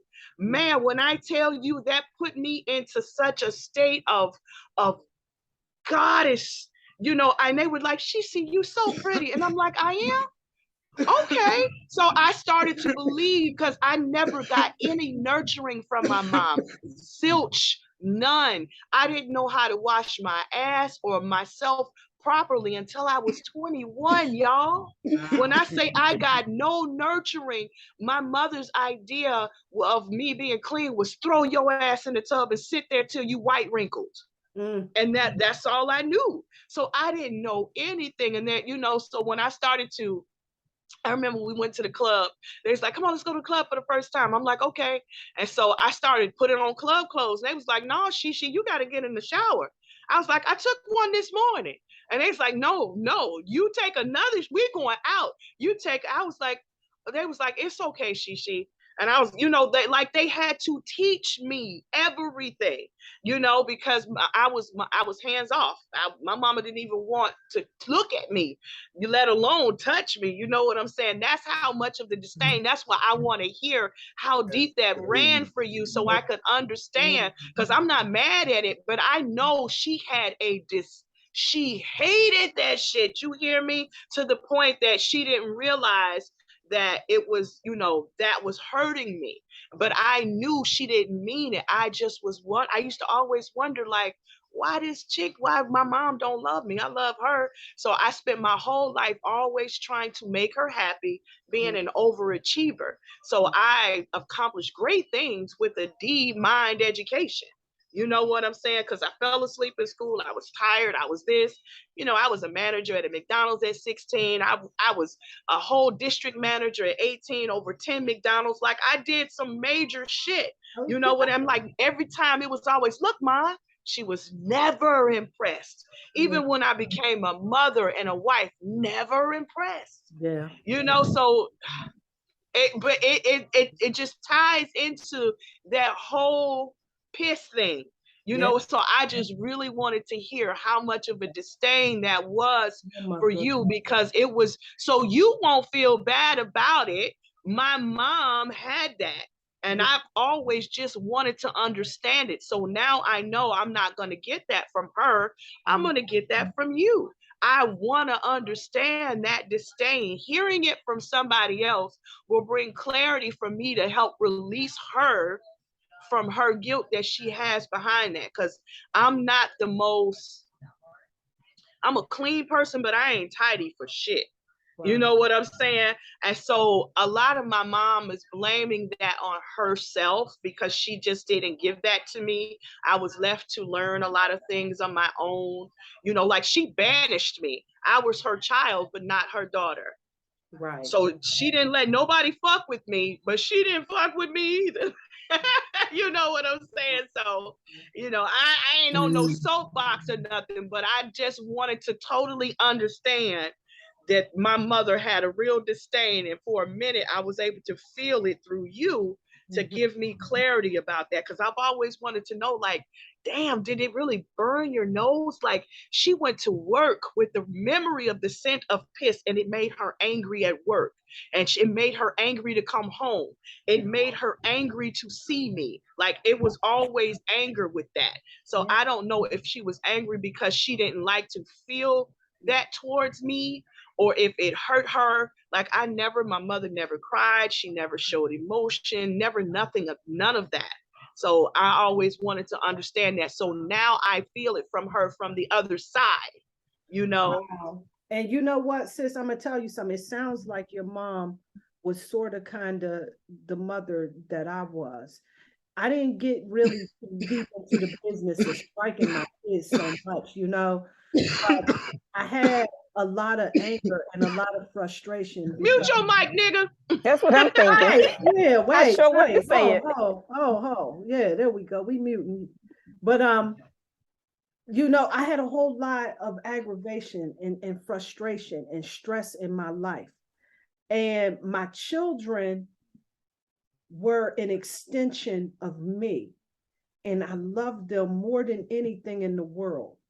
But I was carrying a toolbox, but the only tool that I had in that box was a hammer. And so that was the only Come tool on here. I used. You understand? Come on here. And really, I know when you're raising girls, especially, but just any child, that love and acceptance. But when you are young and you don't know better, you still operate kind of like with a child's mind.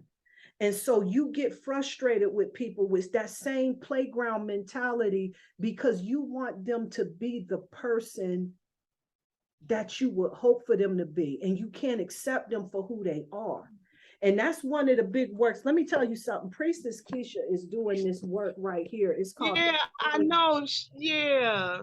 Project. And I was working through a lot of this shit. And one of the things, because of course I didn't get to go today, but I went yesterday to her thing. And one of the things I was telling her about, what she knew back in the priestesshood, I was telling them about how I was having issues with my family for not wanting the best for themselves, and I would feel some type of way. And this is that same vibration of energy that I would want better for them. And it felt like almost, because it was like they were in the situation, it was almost as if they didn't really want to be out of it, or I felt like I had to work extra hard to get them out of it. And it was so frustrating for me because I couldn't control it. And where I missed that is that instead of just accepting them and loving them for who they are right then and right there, I spent all of my time focusing on who I wish that they could have been, because I wanted so much better for them. It was all in from a loving place, but I couldn't see past my own feelings to recognize the impact that I was having on my children coming up. And so with that, there ends up being a lot of resentments and a lot of misunderstandings. But I need you to know, Shelia, your mom loved you tremendously. I can feel it in my spirit. She did. She did. Woo! She did. Yeah. She did. Yes, she did. Woo! She did, and she does.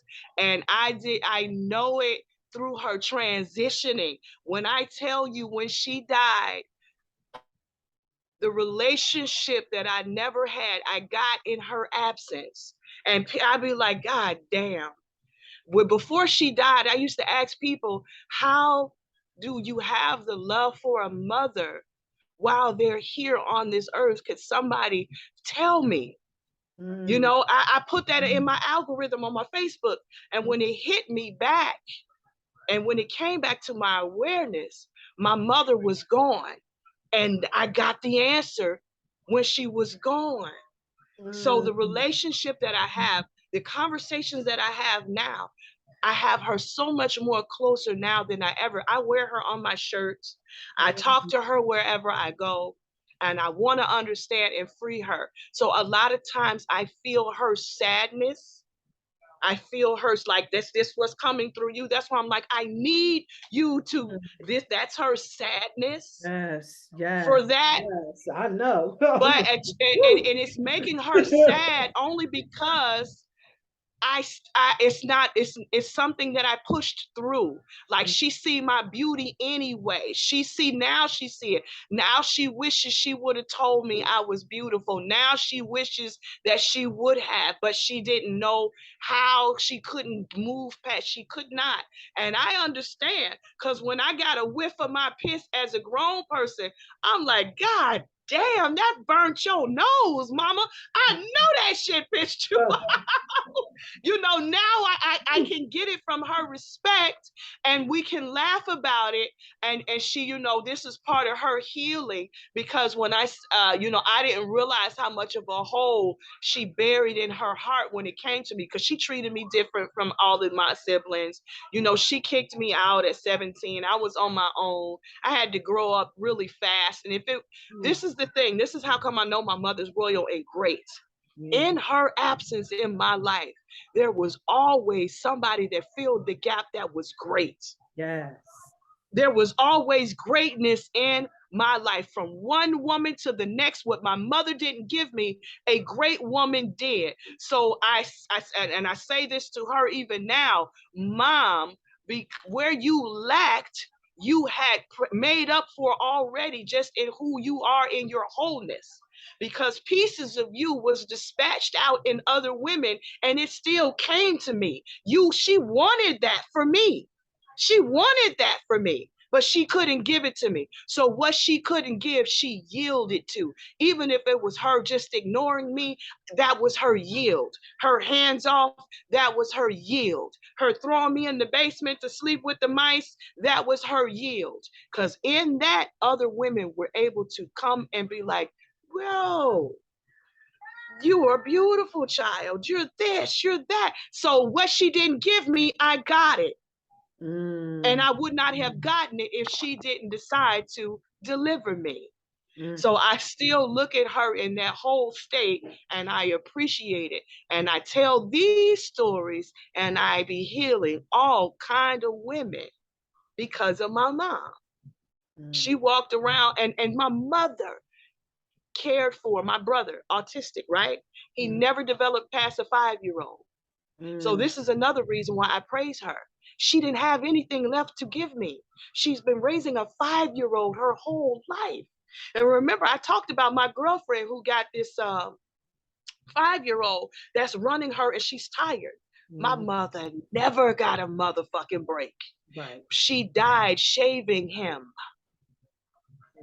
You see? So I get it. Yes. I get it. She didn't have it. It was nothing left. Yeah. It wasn't on purpose, but it just wasn't nothing left. So I sure appreciate you letting that come through. I needed that to come. I don't know why. I'm just like, I need you to explain what that was. I needed that. I needed that. Woo, that was intense, man. That was I'm still sitting. I couldn't even explain it other than I knew it was needed to come through. I wanted you to tell me without fear, without judgment. I understand what it was, even with what you have.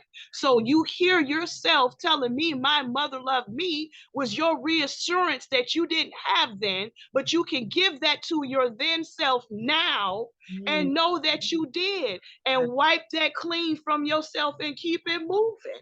Absolutely. Man, we need the rawness and the trueness of what that shit really is. That's why I'm just like, man, bring your whole self. I don't give a fuck how ratchet you was. Let's talk about it. Talk about you know? Let's get it. That's why I appreciate my soul family, because we can do this. Absolutely, absolutely. Bringing that real shit to the table. Man. Yeah. I go sit in the car and be crying to my mom and shit, you know, still asking her, do I disappoint her? Am I a disappointment? You know what that shit runs deep. Yeah. And it be just from shit because my house ain't clean. Yeah. But you know, I digress, y'all. I be talking. Hey, listen, I'm gonna tell you something. You know, it was some on-time energy right there, and gave, you know, not only you an opportunity, but me an opportunity to really examine and get some healing, you know, from a lot of shit that I really hadn't even observed, you know. And I know that I was a mother that, you know, was pretty tough. And you know what I'm saying? Almost, you know, drill sergeant type of energy. They call my mama the wolf in the neighborhood. Yeah, right. I was, you know, I was that mother, you know. I was kind, but I ain't fuck around out here, you know. Yeah. And I didn't, and I'm glad that you brought that up, because I didn't have no bad feelings about that shit. Like, I did the best I could with what I had. I thought I did pretty good, because shit, I started having babies. By the time I was 20, I found myself with 2 children. You know what I'm saying? So I felt like, and I got to raise them kids by myself until they became teenagers, and I married my husband. I divorced my first husband when my oldest daughter was 5. So Yeah. I struggled, and I was going through a lot of psychological changes, Yeah. emotional changes. And I was just in a very, very, I'm not going to say it was a bad space, but it was a continuous struggle for me at that point. And I was doing the very best that I could to raise my children, who I loved more than anything in the world. But I was just at a time where I just didn't have the capacity to demonstrate it the way that probably would have been most beneficial to them. Yeah, yeah. Yeah, we didn't have time for the pause. Yeah. We didn't have time for no motherfucking pause. As I tell my children right now, nigga, I'm doing this by myself. I don't have the time for the pause, right. So every problem that you have is going to be my fault, because I'm the only motherfucker you got around to blame. So it's going to be my fault, but it's still your motherfucking responsibility, right? I gave you life, you give it meaning. Right. You can't, you're not going, my mother taught me, you can't put that on me. Right. See, because I didn't put it on my mom. Right. I was out there finding it on my own. Right. So, I have messages for children too who want to turn around, and my mama didn't, and I'm talking about the grown ones. Mm-hmm. As much as I said what my mother did, on the other side, I'm telling you how fucking great she was. Absolutely. She raised a 5-year-old for her entire life. Right. No break. My mother never went out. She didn't have friends. Her life was of service to my fucking brother. Absolutely. Right. You know what I'm saying? Every meal, every shave, he never developed past a 5-year-old's mind. And so all he knew was love. She beat my ass and gave him love. If that's the sacrifice I accepted. Because my brother is a gentle giant. He gives hugs, he gives kisses. You see other adult autistic people, they have problems. Not my motherfucking brother. My brother can play anything he hears, and his attention span is so short. You tell him to get on the piano and play something, he'll be, all he knows is gospel, because my family church folks. He'll be singing "What a Friend We Have in Jesus," and the next minute you will hear the Oreo commercial. All right. Because he's still a kid in his mind. Yes, and that ADHD kick in, we will be in church singing, "What a friend we have in, give me a break, give me a break." My life was magnificent. Do you hear me? So I can go back and find the balance in things. And sometimes in that survival mode, you need help. You need somebody to guide you back to those moments where you can balance that shit out, where you were great, I bet you it's some things about you that you don't realize were great, even with you just having that. Now, what you said with that toolbox and the hammer, that was some cold shit. I have to write that down. You had a toolbox with one tool in it. It was a hammer, and you was drilling and hitting everything. That was my mom. But nigga, sometimes when she hit the nail on the head, it was unfucking deniable. When she cooked, nail on the head. When she dressed, nail on the head. When she protected her kids, she hit the nail on the head. So her bullseye was the best. Absolutely. It was the best. So it's a lot of things that she did. Now, she didn't protect me from her, but she protected me from the world. Nobody fucks with her kids. And so that's, and I learned how to protect myself from how she protected me from the world. But I didn't know how to protect myself from my own self-doubt, what she didn't know how to do. So now we're protecting each other. She's on the other side protecting me. I'm on this side protecting her. Her image, her legacy, and the things that I share. So absolutely, all of this is from piss, y'all. Absolutely. I definitely feel very her. Powerful compassion about that shit, y'all. Like for real, for real. And it's crazy that, you know, we keep shifting into this whole thing about allowing us to see the world through other people's eyes. Because again, I am pointing back to when women show up in that masculine energy and Can I say you don't something? take into account the changes they're going through. Absolutely, bro. What's up? I just wanted to add the polarity at the end of all of this to Mm, show that there's a polarity in piss, and that's hella funny to say, mm, but there is. And on one end, who's ever heard of urine therapy? I have, and yikes. Like I haven't tried it, but I'm just saying though. I've heard of it, I but I have don't to. know what it is. It's called. But when I mean by polarity, so these are going to be extremes. So that's the extreme health.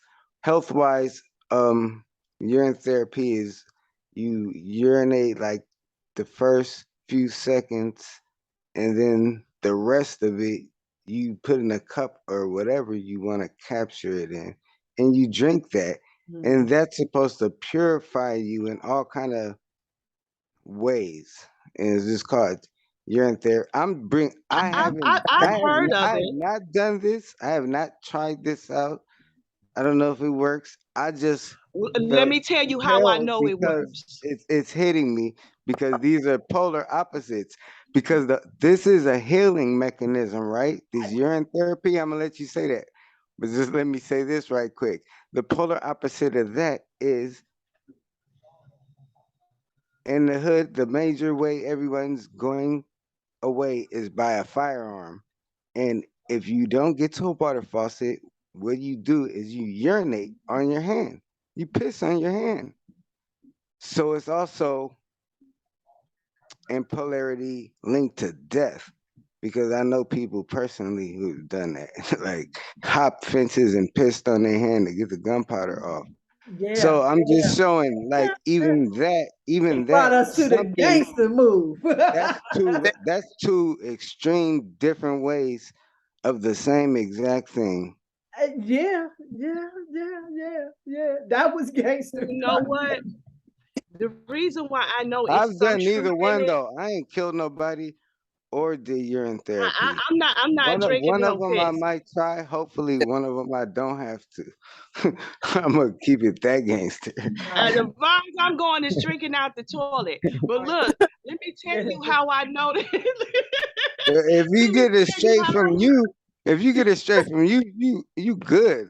right. And if you're keeping a high vibration, that can't do nothing but the best. Bro, Like I've read because all of that water stuff is on programmable. They it. did Yeah. experiments where they freeze water, where you say positive shit and you say negative shit to water, and they show under the microscope that when you say positive things, it creates them snowflake patterns, and then when you say ugly shit, it or play like death metal music, Mm-hmm. like yeah. it creates this ugly ass Yeah. distortion, Photos what? nasty patterns that really look like piss though. Like it look like different types of piss, like from different things, like Yeah. just nasty shit. No organization and no mathematics.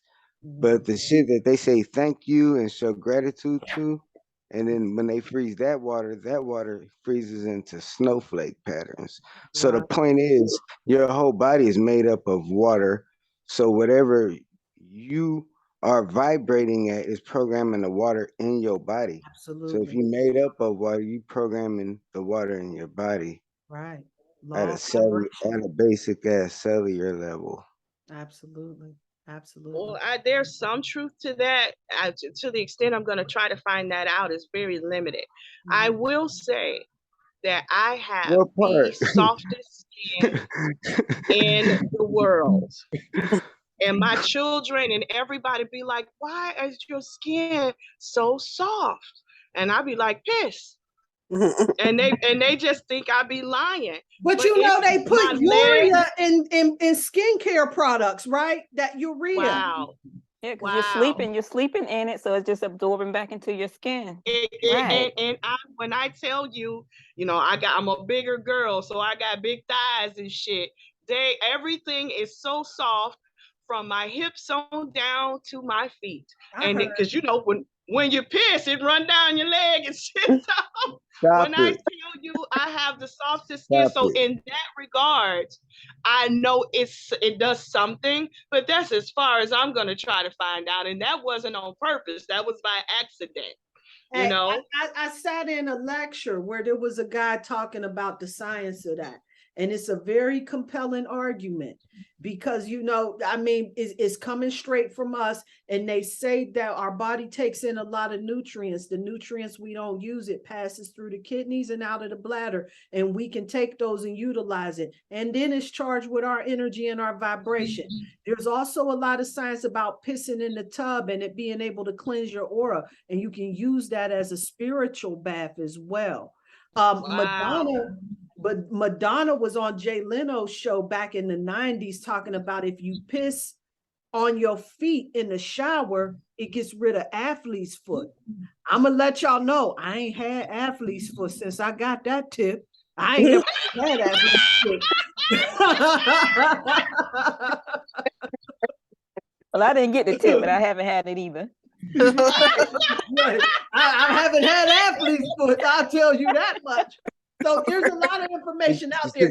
So you've been making sure that it never can come, huh? Hey, I got to cover it down. Hey, fuck around. Let's see what happens. Exactly. However, I'm not going to ingest any piss, any poop, or any period. Unless emergencies happen. I'm not.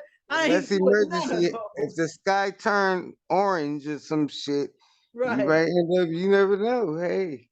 Right. On some healthy type stuff, and this I didn't know this, I just learned this. I used to think, you know, because I drink a lot of water, my pee would always be clear. And I'm like, yeah, I'm healthy, right? That's what I think. When my kids would pee, and I'm like, God damn, you need to drink some water. That orange ass shit. You know what I'm saying? What I learned is that that's not true. The clearer your piss is not denoting healthy. Your pee should be as dark as possible. That means your kidneys are working right and flushing out the toxins. So the clearer it is, the less, you know, that it could be an indication that your kidneys are not functioning properly. And I didn't know that. So I just learned that. And so now I get and look at my pee and be like, please be dark, please be dark. Yes. You know what I'm saying? Because it's an indication that your kidneys are working properly. And so I didn't know. I just learned that now. Yeah, and that kind of goes both ways though, because you know, if you're flushing things out, then it should be dark. If you're flushing things out, absolutely. But if you're balanced, though, it is gonna come out clear because there's no toxins to flush out anymore.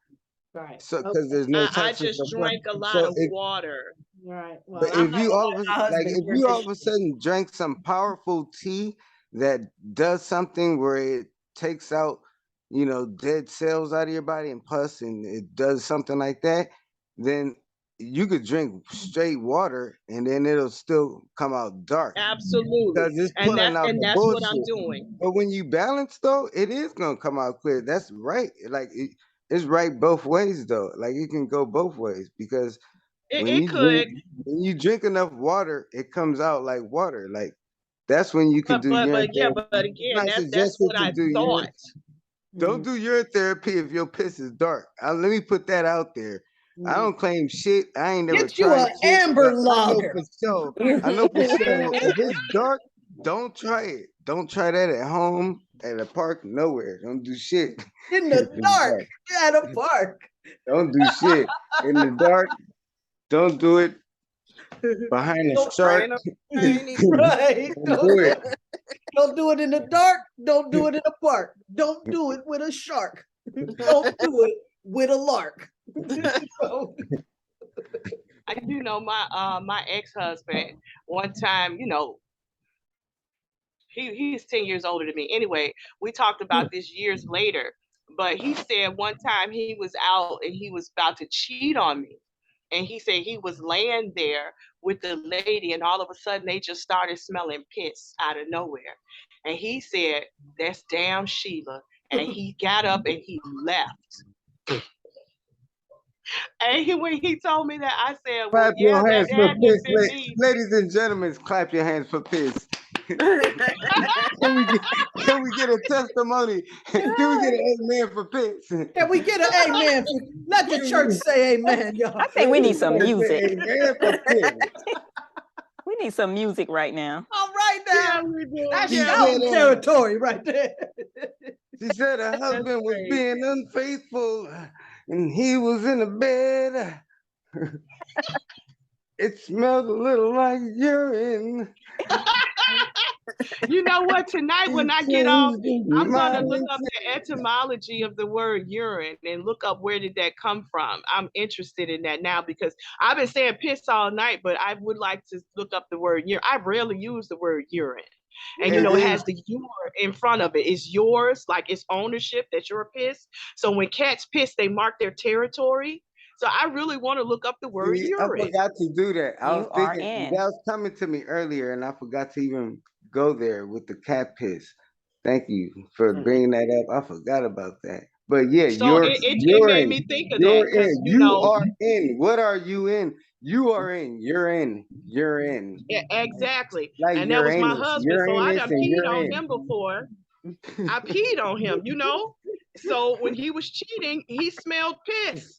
I marked my territory. Like that's what I got from that. And that was so funny to me because it wasn't intentional. But again, it still had the same effect. So that's what when I could tell so many stories of magic with piss. It's crazy. All right. That piss was a Mandela effect.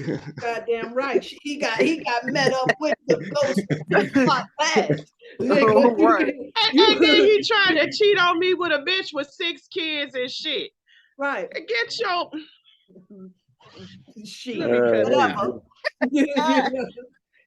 Clearly he didn't anticipate, right? He didn't expect to be caught. See, that sound like one of those chicks that you slide on past and slide on back home. And I absolutely understand now why her name is Sheila. Come on, understand it. Because you don't know what the fuck I'm gonna say. Oh, I got such a potty mouth, man. Woo. Hey. Well, you done found the right tribe right here. So, and we learned the that. For real. Wow. What an enlightening discussion, y'all. I want to thank you guys. And piss is how they killed was to be king of R&B, because that was the king of R&B. R. Kelly, they sure did. Oh shit!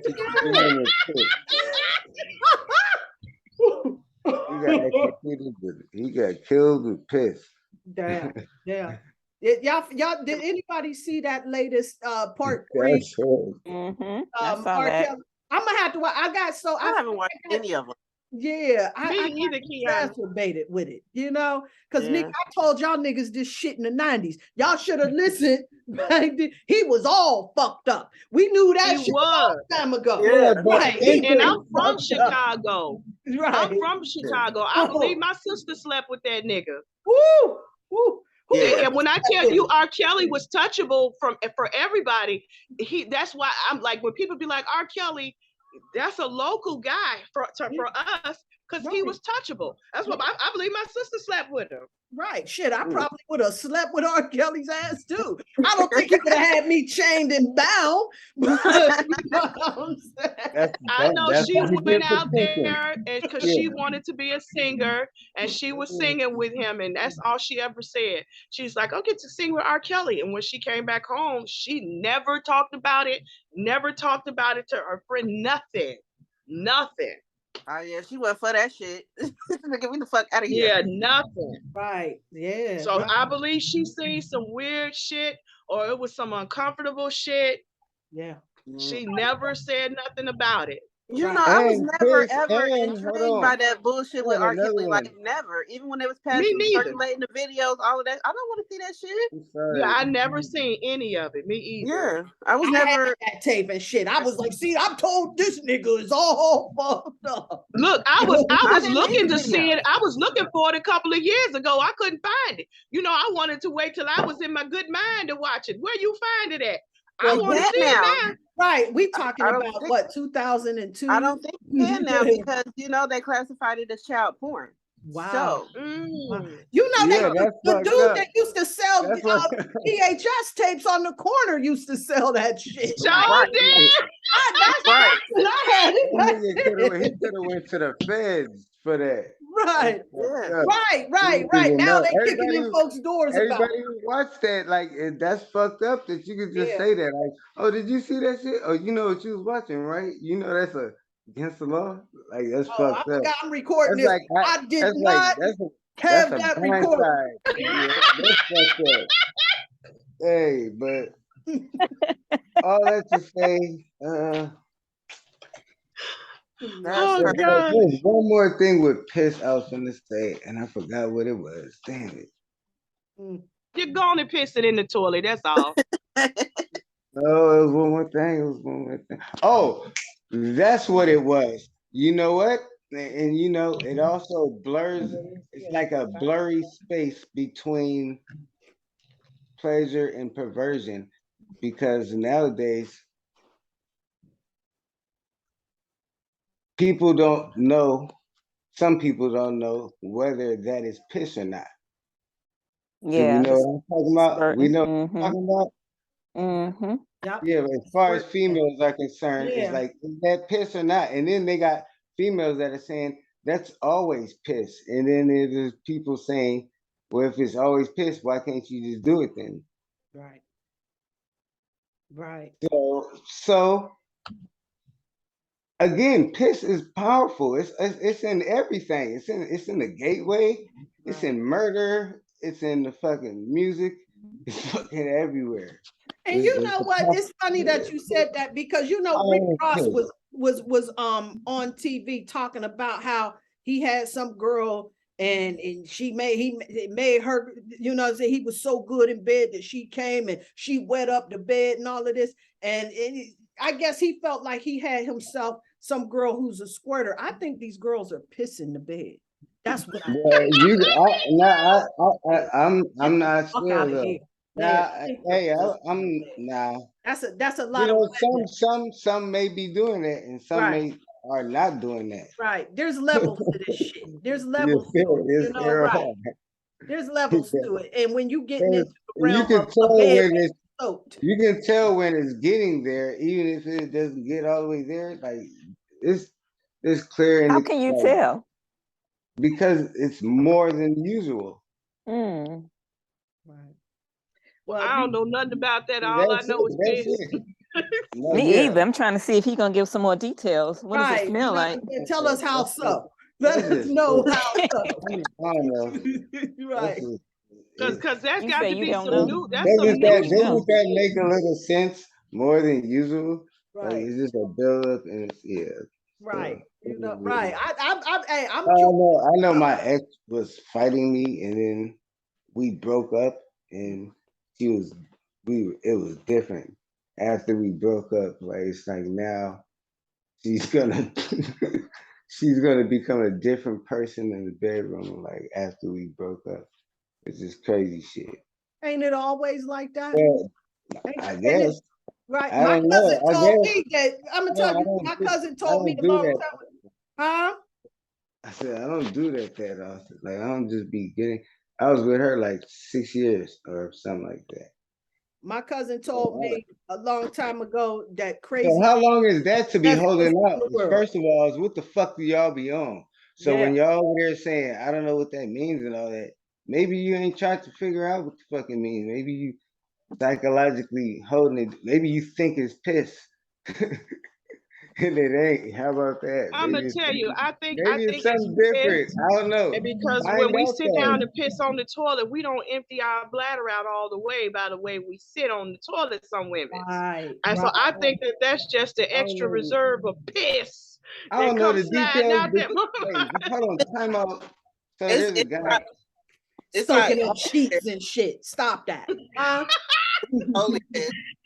Yeah, this is good. There's a whole. Excuse me. There's a whole entire section. Like if you type in the word squirt and hit video, you're not gonna just you do what you do as thou wilt. That's all I'm gonna say. Like you're not. I mean, some things I believe you. are debatable and some things are not. And if that's just if you want to just do that, just some things you just know. So whether it's been experienced or not is another thing. But I believe that I people know are what saying that this is the experience. My thing is I've that we never been. women have been fooling niggas for quite some time. You know what I'm saying? We have the ability to make guys think. But y'all, yeah, and same You thing. know? Like people, everybody, man, people fool each other with thinking each other's in love, which is even the most horrible thing. Like pretending to be committed and not being. Like that just sucks. I hate that so much. And then, but all that to say, I get it. Like people fake all kind of shit, do all kind of. People got all kind of secret agendas. I get it, but. Yeah, Whatever. because, I like, don't know. all of I a just sudden know. came out of the Well, nowhere. I Right. experienced things like it changed. Like that's all I'm gonna say. Like when I got separated with my ex, that is the most different shit. Like this is not. No. You need to give us more details. We're not understanding There exactly ain't what you no mean, sir. details. There's no detail. Like there ain't really no details. Right. I can. I'm getting a nice little picture there, Dante. I You don't know. know. I don't know what to say. Right. Right. Well, you know they asked for a reason. So. I just know it's different. It's just different when people, I guess, feel like now you up for grabs. I guess now they want to be a little more free about themselves. So I guess that's what that was. You still single, Dante? Yep. We gonna get you. We go get you a new wife. So you if promise? anybody wanna, y'all come and hit me up. I am at Shakesha Divine, and we're gonna help make a connection for my brother right here. Just saying, I don't know. we gonna help my brother out because in that way he'll stop going finding I mean, you know, old girlfriend to connect with. I didn't batted shit down recently. Okay. So I don't know. Right. Yeah, because you know, we do that. I've done this plenty of times in my day where I go back to some old shit that wasn't working. And then what I end up doing is kind of like closing off to beginning. I'm over here talking about having sex, and that's what that is. That's crazy. Up. Right. But You know why? Because I look at myself.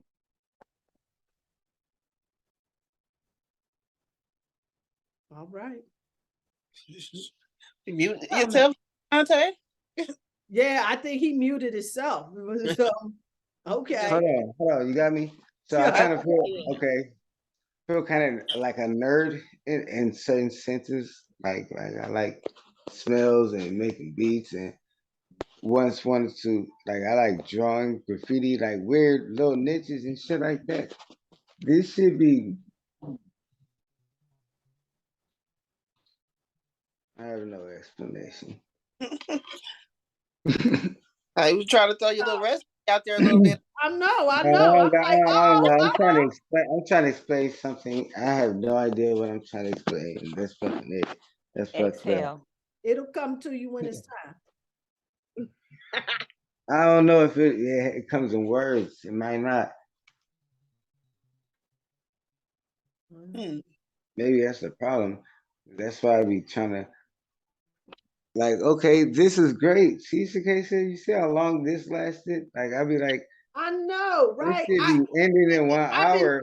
sometimes Every I be like, hour I I keep can't. trying to close the cipher, Yeah, and but at 1 we end hour, up in going through portals and shit. I just open my mouth in 1 hour. Right. That's why I be like, it's like it feels like I get turned up. I be still speed racing after we get off the phone and shit. Like I still be. That's why I'm glad that freaking there is a show that we ignoring right now. Miss Blue shit, we ignoring that. I've And we been not, but going in between. we're supposed to do this though. But we're doing this. We're supposed to do this anyway. It's not like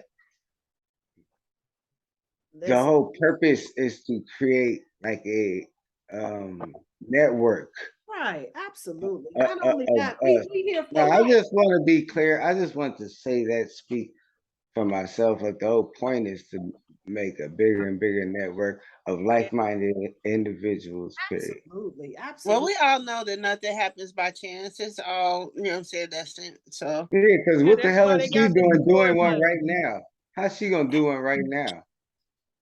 Yeah. Hey, But you know I'm what? not ignoring. Hey, right. She get to do it however Thursday. she want yeah, to. you damn right, and we gonna need to My talk. point is, Right. She typically her show. Usually, I'm in the bed when her show come on, so I listen to it in the morning anyway while I'm cleaning up. So it's whatever. so I'm Typically, saying we you know, thinking similar right now. We're right. just thinking the same. That's Right. good. That's a Right. If she synchronicity. on, sometimes I'll go in the chat, throw up some love signs and keep it moving. But because I know good and hell well, I'm listening to that in the I morning. knew you were I ignoring me know all that's that right. time.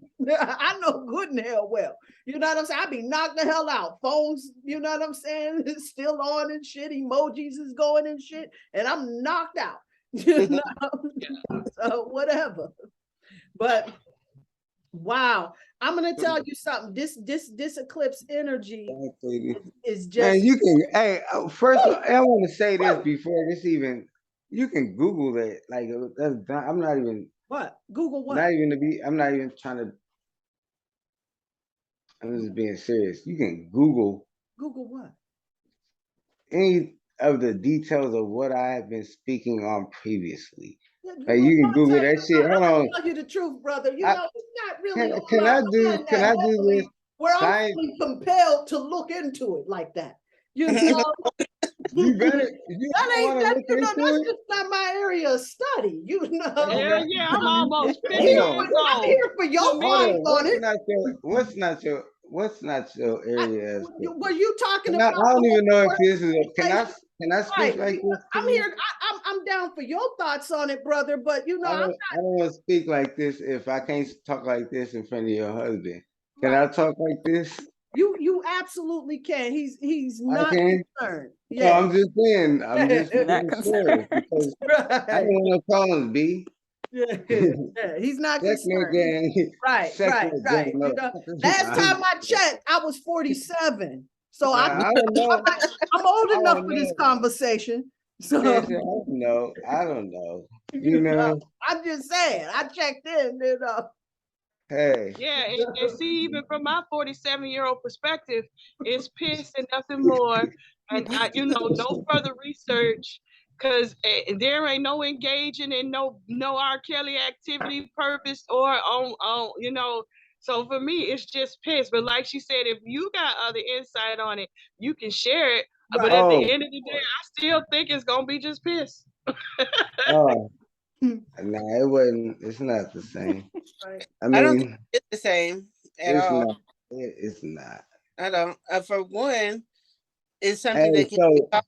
I'll say one thing. There's tutorials on how to do it. And then for two, there's old text about, you know what I'm saying, the health benefits of it, of a female ejaculation. So I don't think that it is, you know what I'm saying, just pissed how everybody is saying that it is. Okay. I don't believe.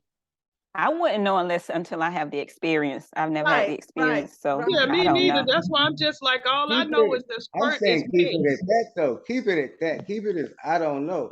I'm good with I don't know versus that's just because that makes me feel like I'm gonna have to, and I'm not gonna even try to defend myself.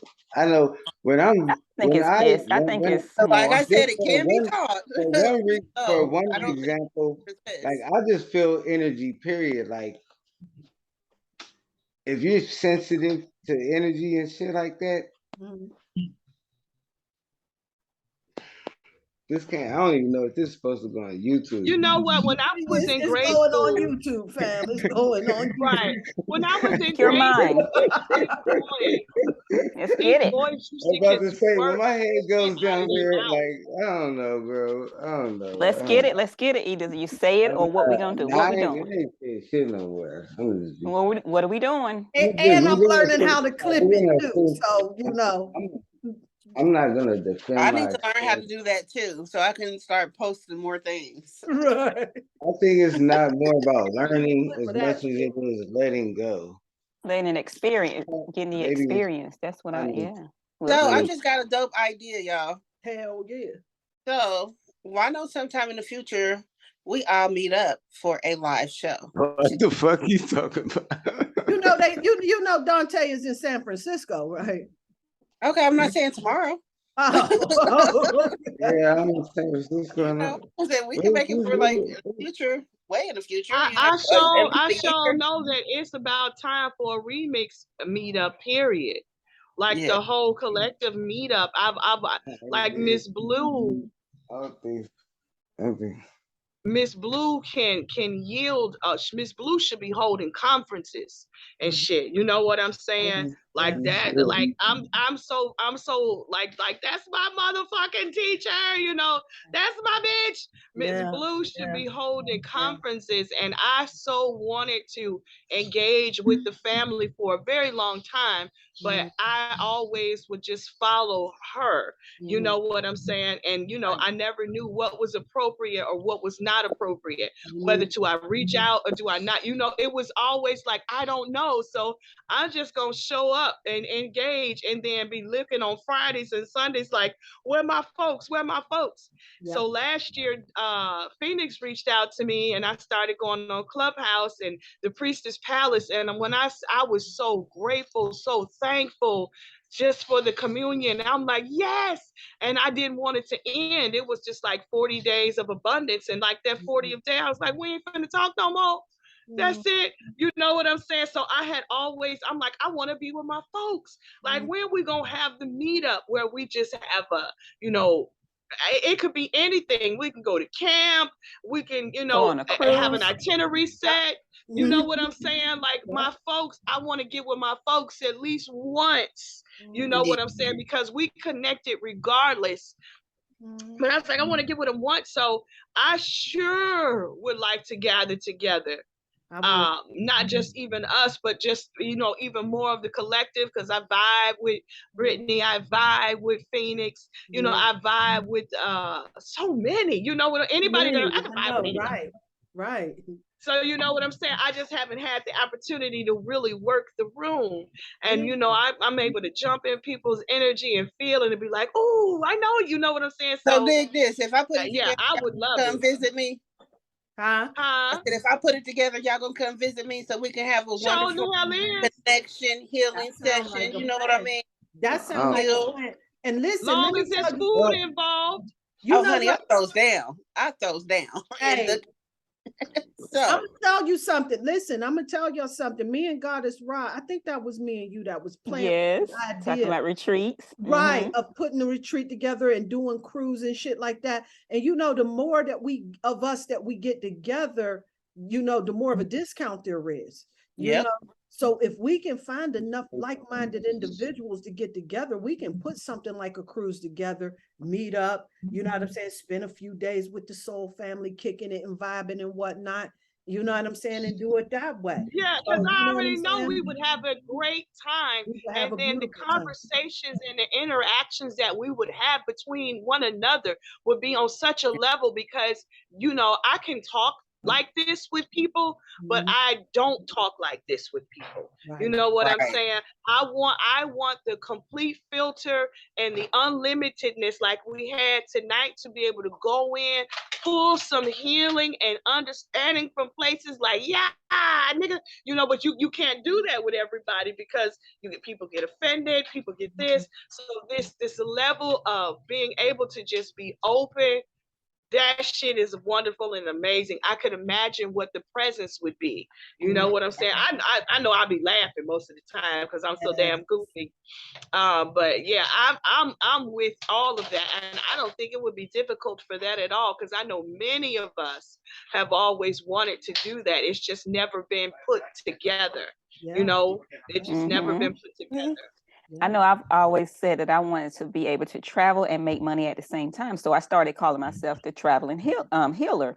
I'm not, there yet, but we could be the traveling healers where we go around, do tours. Listen, honey, I had that same vision. I was like, I wanted a whole team and called us the Electric Revival. You know how they be what? My thing is, I wanted a retreat where everybody can come in too and get your healing here. I told you about my house that I'm going to build, and it's going to be amazing. So I wanted to do what we call like power vacation, call them powercations, where you come on here, get away and just really get your healing and your empowerment, and then you come back. If you got a job, whatever it is, you come back and you just activated and shit. That's what I'm all of that, yeah. You know, we gonna have we gonna have to collaborate, y'all. Now, Shakesha, weren't you saying that? Okay, I know I am a Leo rising, and who's somebody the Leo moon? Leo moon and a Leo. I'm the Leo moon. I'm a Leo moon. Shakesha, yeah. And Kian is an Aquarius, and see, and Leo is my sister sign, right? But not yet, right? That's what I was about to say. And I'm like Sister Myra, I see it all as one energy access. So, Leo and Aquarius is the same energy access. It's just, you know what I'm saying? That whole polarity. You know what I'm saying? Right. And that's why, like right now, even though we're in the sign of Taurus and there's a Scorpio moon, that's because of the energy access there and everything. Absolutely. It's two different ends of one energy and everything. And so when you working with like Dante, he's a fire sign Aries, and what he can do, to cool a lot of his Aries energy when it gets into a space where it's difficult for him to manage is look to his other end of Libra. You know what I'm saying? And you guys Sagittarius look to Gemini. You know what I'm saying? Right. And you know what I'm saying? For a lot of those, you know what I'm saying? For a lot of cures. And absolutely. Shit. Yeah, absolutely. So, Gemini is an air sign, right? Gemini and air. Sign. Yeah, yeah. That Sagittarius Gemini energy is a gangster access. It's weird as hell. And I'm on the solstice. Yeah. So I go from the solstice to this what the hell is that? It ain't no summer equinox. It's a spring equinox. It's the summer. Spring and autumn equinox in the summer and there you go. Solstice. Yeah. Yeah. Okay. So it is the summer solstice. Okay. Yeah. So I go from one solstice to the next. You know what I'm saying? So yeah. So I'm Sagittarius sun, Leo moon, Scorpio rising. Wow. And then, according to Brother Bilal, my true zodiac sign is Scorpio. Yeah. Yeah. So yeah, I'm in the Scorpio energy since it's my rising. Yeah, because you being activated like hell in these streets. Brought your mama in here to have us crying. Come on here. Come on here. Man, my whole chart is, as far as like those who are immediately related to me, everybody's either an Aquarius or a Gemini. Everybody. Yeah. My parents and my children. Wow. Aquarius or Gemini. That's it. Wow. Wow. So we're all air signs. And then my sister that I connect the most with, she's a Leo. So she's my sister sign. Yeah. And her birthday is 10 days after yours, Shakesha? Yep. So both of those, and I noticed that anytime that I'm in a pickle, so to speak, or I need some guidance, I always call Shakesha or I call my sister, and they're both Leos, and they always get me to where I need to be. Hold up. No, Q's birthday is 11 days after mine. Mine is the 4th, hers is the 15th. Oh, right. You know what I'm saying? Wait, stop. You telling me your birthday August 4th? Yes. That's my daddy's birthday, man. That's my son's birthday. That is my father-in-law's birthday. That's my best friend's father's birthday. I don't know what it is about these 8 4s with me. Everybody gets a 4. Woo! Woo! Man, I cannot get away from the August 4th, man. Woo, woo, woo, woo. That's something. You know, Barack Obama's birthday was up. Yes, yes. I said, oh, Yes. that. You know what? I'm gonna tell y'all something that's really crazy. Back in 2007, I told niggas that he was gonna be the president, and everybody thought I was fucking crazy. Yeah. I told them that he was gonna be the damn president. Everybody thought I was fucking crazy. I just so happened to come across this article. I'm reading up on him and everything, and I'm like, oh, hold up, this dude seemed a little different. I'm gonna do a little bit more research. I wrote a paper on him. I said, this dude gonna be the president. I can feel it on him. And man, we knew they was setting him up from Illinois. He came out of nowhere, and they paraded him around us in Illinois, and you know everything just became about Barack Obama. I thought, oh yeah, this nigga finna make this nigga the president. Yeah, exactly. Wow, wow. Yeah, that's what my husband said. Like they were setting him up for a minute. I didn't know about all of that, and I just read the shit that they had on him. Like, hold up, there's a light over this particular cat right here. He different. You know? So yeah. The thing that I think about that though is they'll tell us anything. Yeah. They'll make anything a reality. Yeah. So, I mean, I'm kind of, you know, back and forth on that little situation. I understand what happened and I understand what needed to happen. So it's, yeah, I'm not feeling I never voted a day in my life, so shit. Yeah. Well, I did. I did like shit. We got a nigga. I'm there. Yeah, I went down there. I voted for that nigga both times, nigga. You know what I'm saying? And prayed for him too. You know what I'm saying? You know, right? Ask the Holy Spirit to protect that nigga in these streets. I was all about the business of Barack Obama, boy. I was, you know, I was serious business about that. But you know, like you know, they took away my black card in 2004 because I voted for George Bush. So you know. Right, I know they told me that I don't get black. Right, I got kicked out of the blackness and everything. But I'm gonna just tell you, at that particular time, I think it was John Kerry that was running. He was just lying too much. I just didn't appreciate the lies. Like he didn't lie good enough. See, they all lie. Right. He just wasn't good at it. At least be a good liar. Exactly. Right. And I was sound asleep back then too, you know what I'm saying? I think that was about the time when you had came back here, like, and we had first reconnected, like after so many years. I was the Christian, right? Absolutely. I remember I found one of your notebooks here, and I'm like, "What the fuck is? Oh, this is Shikacious." Right. She done lost her motherfucking mind. No, I wish you did. Remember?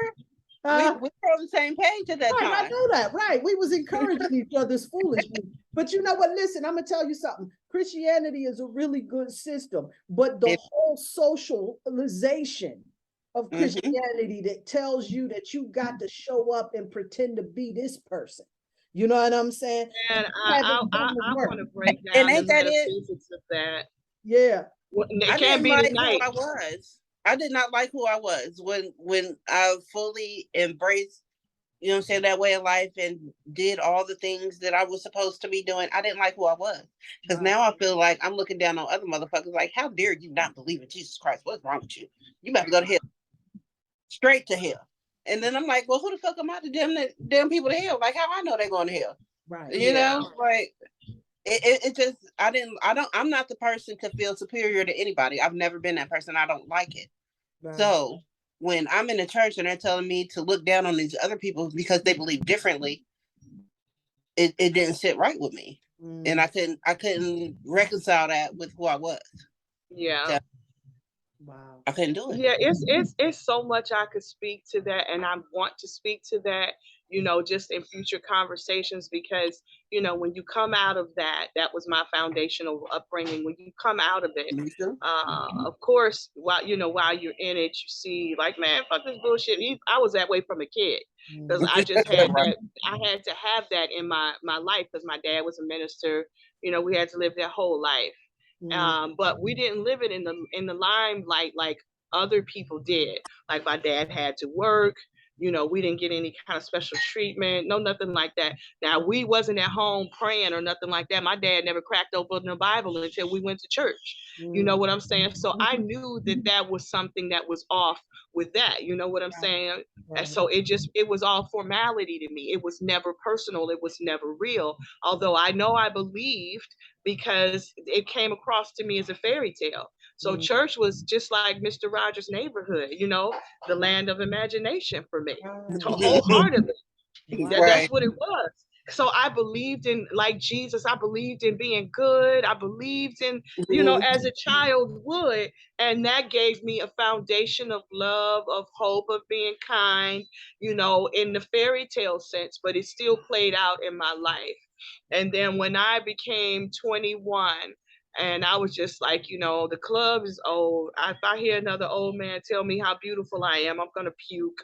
Girl. You know what I'm saying? It was just like so much. If another celebrity tried to pick me up, I was always a runner. My mother never taught me anything about men, boyfriend, dating, nothing. So when somebody would smile at me, I would run, even still to this day.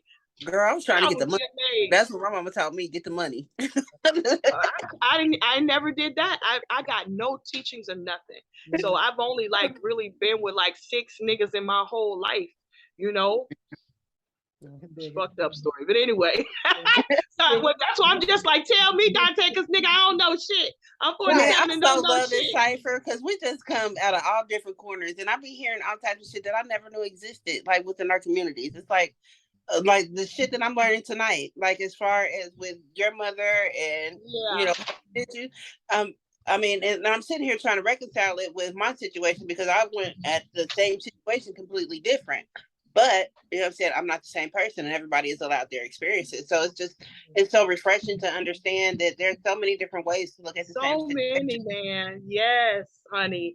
So many. And so, when a lot of people, when they come into the awareness of themselves, one of the first things they do is attack the religion that they came out of, or attack the system that they came out of, right? Because it's a way of trying to separate the parts of yourself that you don't like and grab hold to what's beckoning and calling you, your growth.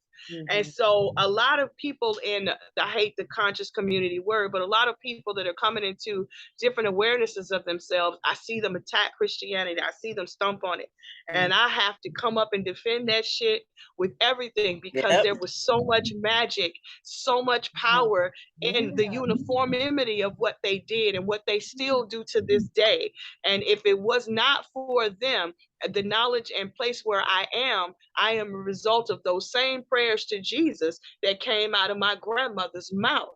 Nigga, while I'm up here with a Baphomet on my wall, that's as a result of what came out of her mouth. So, nigga, my grandmother's magic was real, even if she called on Jesus. Yes, right? Exactly. So I praise the church. I want to reestablish what it is, because at this point now it's in the algorithm. You throw it away, you're going to throw away a lot of energy that was invested into making us great into who we are right now. So I have to bust down the science of that, from the speaking in the tongues to all of the fake ass shit that went on. It has its place in existence, and I see treasure in what people throw in the trash. So I have to address it. So that's why I wanted to do it was a movie with Robert Duvall. He would go around, he was preaching, he was a white man preacher, and he was going around just doing revivals all over the country. And I was like, it's called The Apostle, as a matter of fact. It's called The Apostle. I've seen that. And I imagine myself with a bunch of magic makers going around, where one person is doing live poetry, right? That's their thing. And somebody is painting behind it. And then somebody else is giving the motivational speak. And then somebody else come do the oracle reading, really set it up like a church, but it is the extension of what and That becoming an sounds electric like revival. what the I next was testament will writing be. something down like that. Oh my God. That sounds like the next testaments that will be in the Bible, because basically is everybody coming to the understanding of the one universal truth. That, you know what I'm saying? Basically, we all are one, and we all are different aspects of ourselves looking at each other, you know what I'm saying, and going back and forth with ourselves. We are each other, period. And that And oneness that that's brings one us of my all together. philosophies. Right. One of my philosophies that I have to is I am everything and everything is me. So even when I see the fuck shit, you gonna run from it? No, put that shit in perspective. Understand that it has a use. Know when it should be used and assign it to be used when it's necessary. So when there's parts of fuck shit about myself, there's some fuck shit situations that require that. And that keeps me formidably powerful. So never denying anything, even with you being the type of mother that you are. Bitch, you know how many bitches need you with that hammer right now? Hello. So I have a You know what question. I'm saying? So this was also to reactivate that bitch, because it's many grown juvenile women who need your ass right now, who need a knock upside their motherfucking head right now, who need somebody to not tolerate what the fuck you doing to these kids right now. Right. They still need that energy with your greater perspective now. See, because you wasn't wrong with it. Right. You know, but how it manifested wasn't in the best interest of what you knew at the time. But now that you know, you take that motherfucking shit and you bust this bitch's heads open that need it. Because it's a lot of untamed shit going on right here. You know, it's a lot of untamed, it's a lot of unspoken. You know, it's a lot of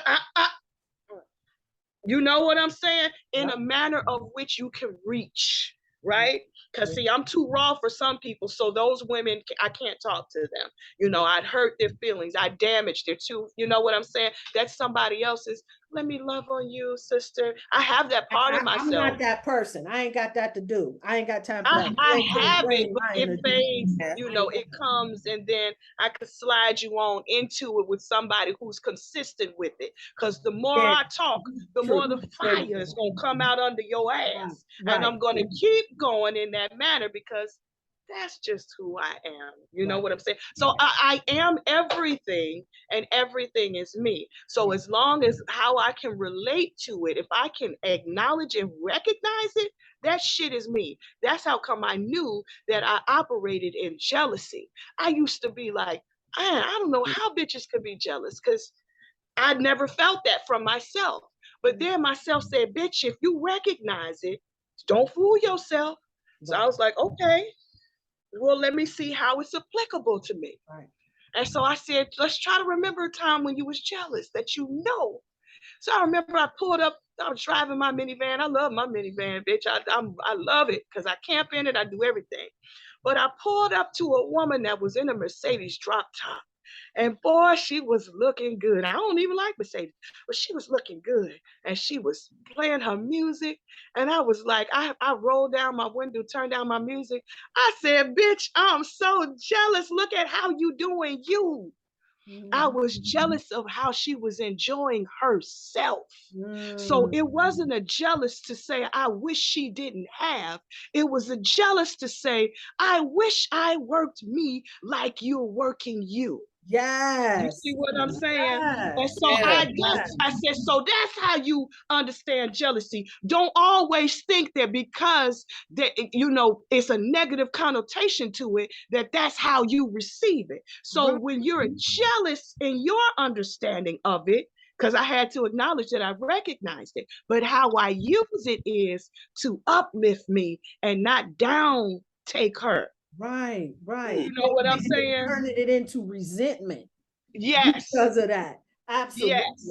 Absolutely. So I have a question though, because this has been fucking with me for a while, and I've talked to Shakesha about this one already. So, like I said, I'm part of everybody and everything is part of me. So there is one person that I just cannot give forgiveness to at all. And it's like, and every time I try to make myself do it, it don't work. So, do anybody have any tips for this? Because I feel like there is something in this situation that I am not noticing about myself. Because it's like, why can't I let it go? And I refuse to let it go. And the situation is, this girl tried to kill my sister in front of my face.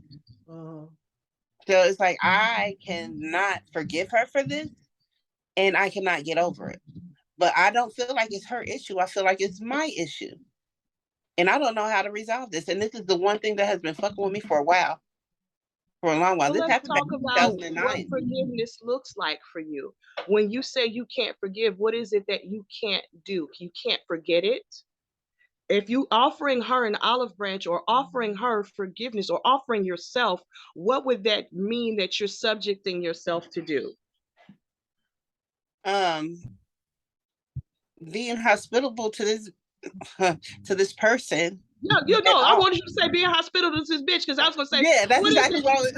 Yeah. Yes, please let that roll. Because I was gonna say, what is it about this bitch that you don't want to feel submissive to, or what is it that you don't want to be hospitable, you don't want to say hello, you don't want to, you know what I'm saying? So because I want to understand, what does forgiveness mean? I mean, forgiveness is even being able to be around in the same space with this person. Because at this point, if I see you, I'm going to try to kill you, flat out. And it's been that way for years. And it's like, and every time I see, even to the point where my youngest cousin, not my youngest, but my cousin passed away. And this girl is his baby mom. She showed up and she wanted to give me a hug because my cousin had passed away. And it was to the point, bitch, if you come near me, I'm going to beat your ass. Back up.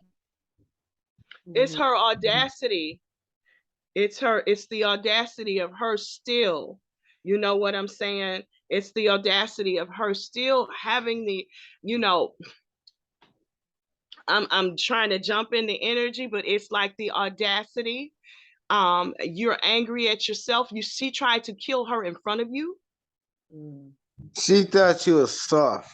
Because I had just beat her ass, and she came. No, but that's how she's acting when you came and tried to kill my sister. You want a hug? What the fuck is a hug? She thought you was soft. I mean, that's just checking your temperature. Period. Thought you was soft, and that's it. Because why else would you? What is that? And you know, the thing is, I don't want to focus on her. I want to focus on me and why I can't get over it. But see, because I would ask you, how did you feel when you saw her trying to kill your sister? What trauma did that cause within you? I think I feel like that's where you need to begin. How did you feel? What did it cause you to feel? And what from that feeling are you holding within you? The thing was, my sister almost died in front of my face from some shit that I did. Because I beat the brakes off this bitch, and she deserved it. Every last drop of it. But then you turned around and you tried to kill me and my sister. But it was to the point where she shot a gun in my sister's face, and 4 times. The gun went off 4 times, and she missed each time. And they were nothing but a car length apart. So it's like, I want to get over this because I feel like it's fucking. What system of magic do you do something with some type? Obviously, right?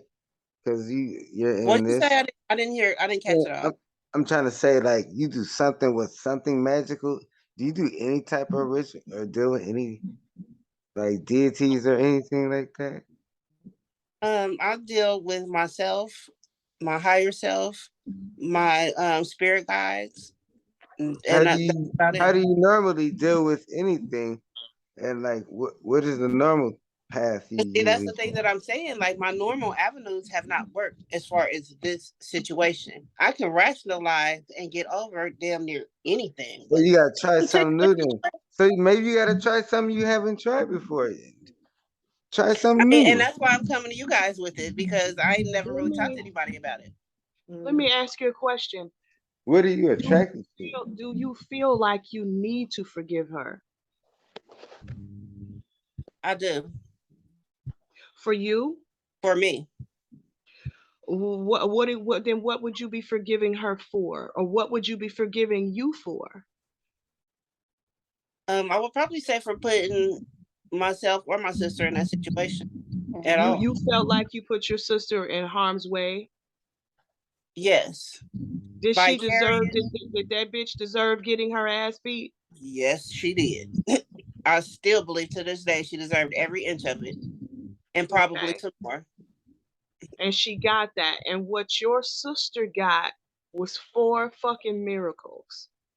Right? She got 4 fucking miracles. So let's look at it in that perspective right there. Like when she shot that 4 times and missed, your sister got 4 miracles. So you put your sister in a position to experience 4 miracles.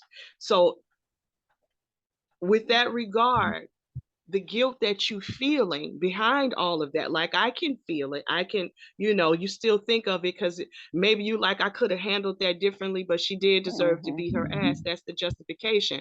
But on the other end, what if I would have lost my sister? Well, you did not. You did not. So the forgiving of you is there. See, the reason why you can't forgive her is because there's nothing to forgive. Right. If she deserved it, you gave it to her. What it is just let it go. But because this bitch still has the audacity, right? So the audacity could be she really wasn't that into the fight like that. You all probably didn't mean that much to her. She probably has no clue, may have been an airhead and just going through the motions, but you have always been an in-depth. Right? So this is, you need to make these justifications for yourself. So as a friend, as a person, if you go back in your past and you recontemplate this in your mind and you know that she should have gotten her ass beat and you glad that you did that, and your sister got 4 miracles, there ain't nothing to motherfucking forgive other than forgiving the fact that you feel like you should fucking forgive her. That's what you should forgive. Forgive yourself for feeling like you should forgive her. Don't hold that guilt. So when she come around, that disdain really existed at the time. So when she comes around, you're going to feel that. That's a reminder to still never engage. I'd be damned if I put my guard down against a fucking end of me. Bitch, I'm going to always keep that on guard. So that's nothing that I need to forgive. That's some shit I need to forever embrace because, bitch, you're stupid enough to attempt to take my sister's life in front of me. So you weren't intentional. That's why that shit didn't happen. But you're still careless. So, bitch, I'm gonna always watch you. Right? Because careless she went to shoot 4 times. She shot 4 times. 4 times, not 1, but she went 4 times, and I would not feel bad about anything because she shot 4 times. 4 times. And it didn't touch your sister. So 4 miracles you got to witness. So you have to look at it in that respect to bring balance, to bring peace to you, right?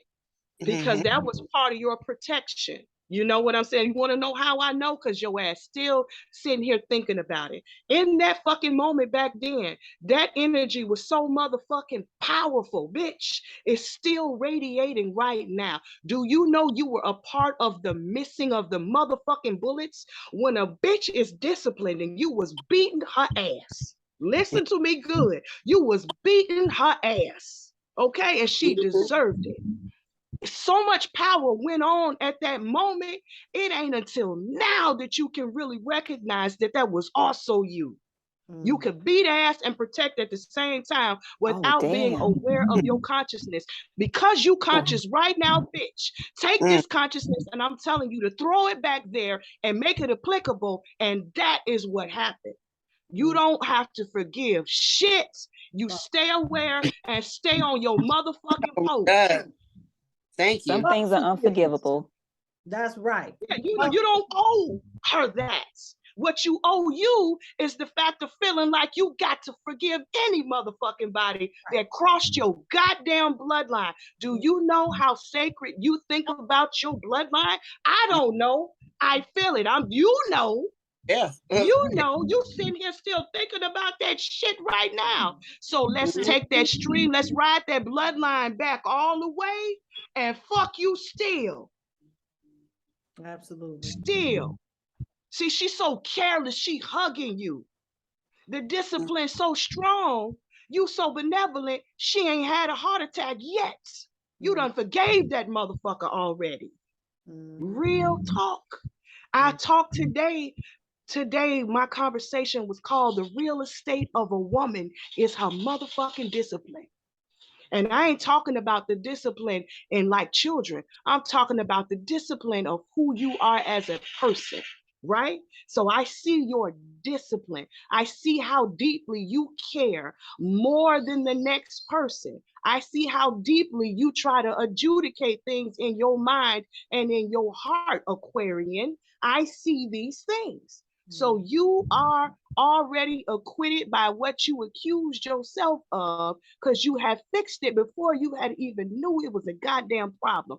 Here you did 4 miracles unknowing and you beat a bitch ass and you spared her. You fucking forgave her then. Forgive That ass yourself for whooping was not discipline. knowing. Yes, was it was the discipline. discipline.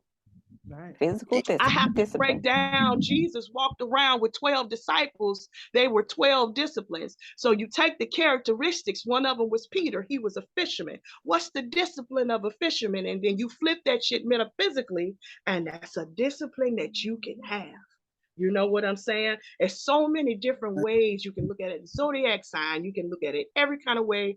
It's so many different ways. That's why these electric revivals, bitch, I'm gonna put the fire up under somebody's feet. Y'all can tell I'm somebody's preacher's daughter. I got to tell you something. You know what I'm saying? I'm like, you better preach this because you out there talking some zodiac gospel, and I'm like, yeah, he was a fisherman.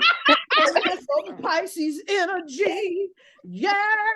And we got to step into our intuitive side. Hallelujah. Oh shit, that's so funny. Y'all can tell I'm somebody's preacher's daughter. I just started to embrace that. Fuck it. I said I'm going to preach. This is what I do. You know? Yeah. Absolutely. Yeah. Absolutely. See the. Yo. Yeah, I was gonna say I wanted to say earlier, but I was just letting you. I just want to have you make your point and saying all your good magical stuffuses. But I want to say I don't know shit. You said, "Tell me, Dante." I don't know shit. I know my ex. Yeah. I You don't know what shit. experience you had with her. That's what we want to know. No, yeah. I'm just saying, like, I know my ex. That's it. Like, I don't know. Everybody's different. You know something. I know. I just gotta make disclaimers and shit because I'm not. When you feel like you right, I was about to say when now I we was can with make that the next person. night for Dante schooling us on how we need to how it all goes down. Oh, you know the guy that knows the stuff. The guy I told you was this tantric mongoose, I think. Yeah, you got us. Tantric, Right. go, YouTube that guy because he's gonna do. So he's making women come out of every orifice, like every hole in the body, and like produce breast milk, and you're not pregnant, shit like that. Like he's doing that levels. Like if we talking magic, right? We gonna like we magic makers, magical motherfuckers, and we dealing with all this magical shit. Let's do a little research into whatever the fuck we've been closed off to all this time because there's an entire there's two different categories. I'm sorry. There's two different categories in adult entertainment. There's a pissing category.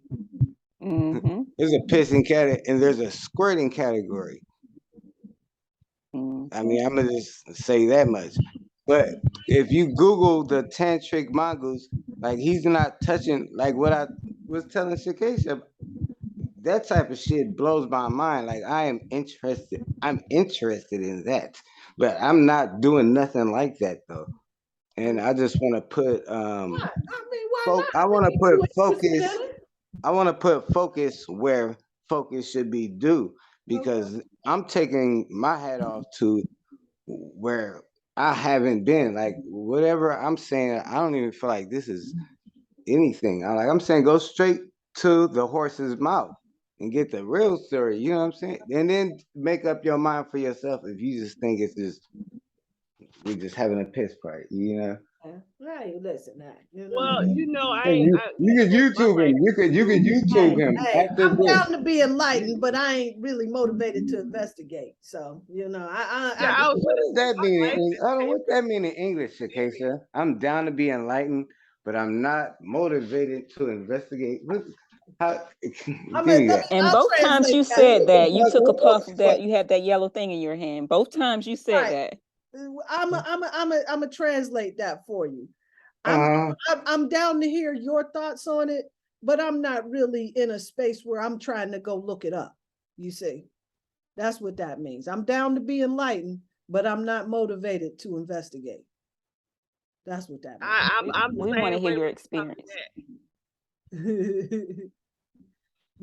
But listen, I'm here for whatever conversation you got, fam. I love you. You know what I'm saying? I'm a ride with you. Whatever you talking, I'm here for you.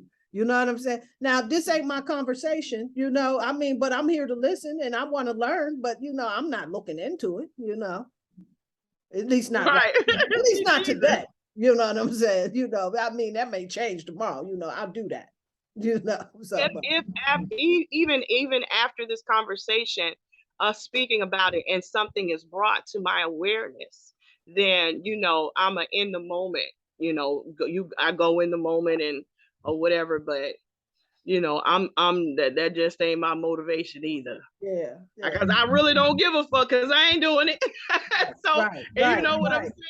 Right. At the end of the day, I'm motivated by what I'm doing, and whatever you share, I'm listen and relate. And then after that, it's off my plate shit. Yeah, right. Absolutely. Yeah, so I'm calling this Cypher right now. We getting off this line because I know that's right. Because we got every Thursday to do this, So right. We gonna call it right now. 3 hours is good enough. I think I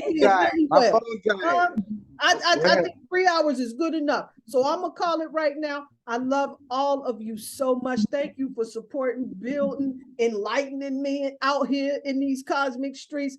And hey, listen, I am absolutely available to all of y'all.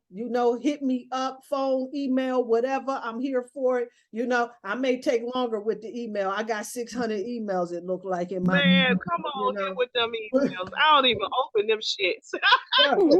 right. But I'm working it out. But listen, I will definitely be talking to you guys soon. I love you all so much, but I'm calling this right now. I'm intervening right All right. now. So peace and Good night, love. y'all. Peace and love, y'all. Peace and love. Think about it. Think about it. Think about it. Think about it. Think about it. Think about it. Think about it.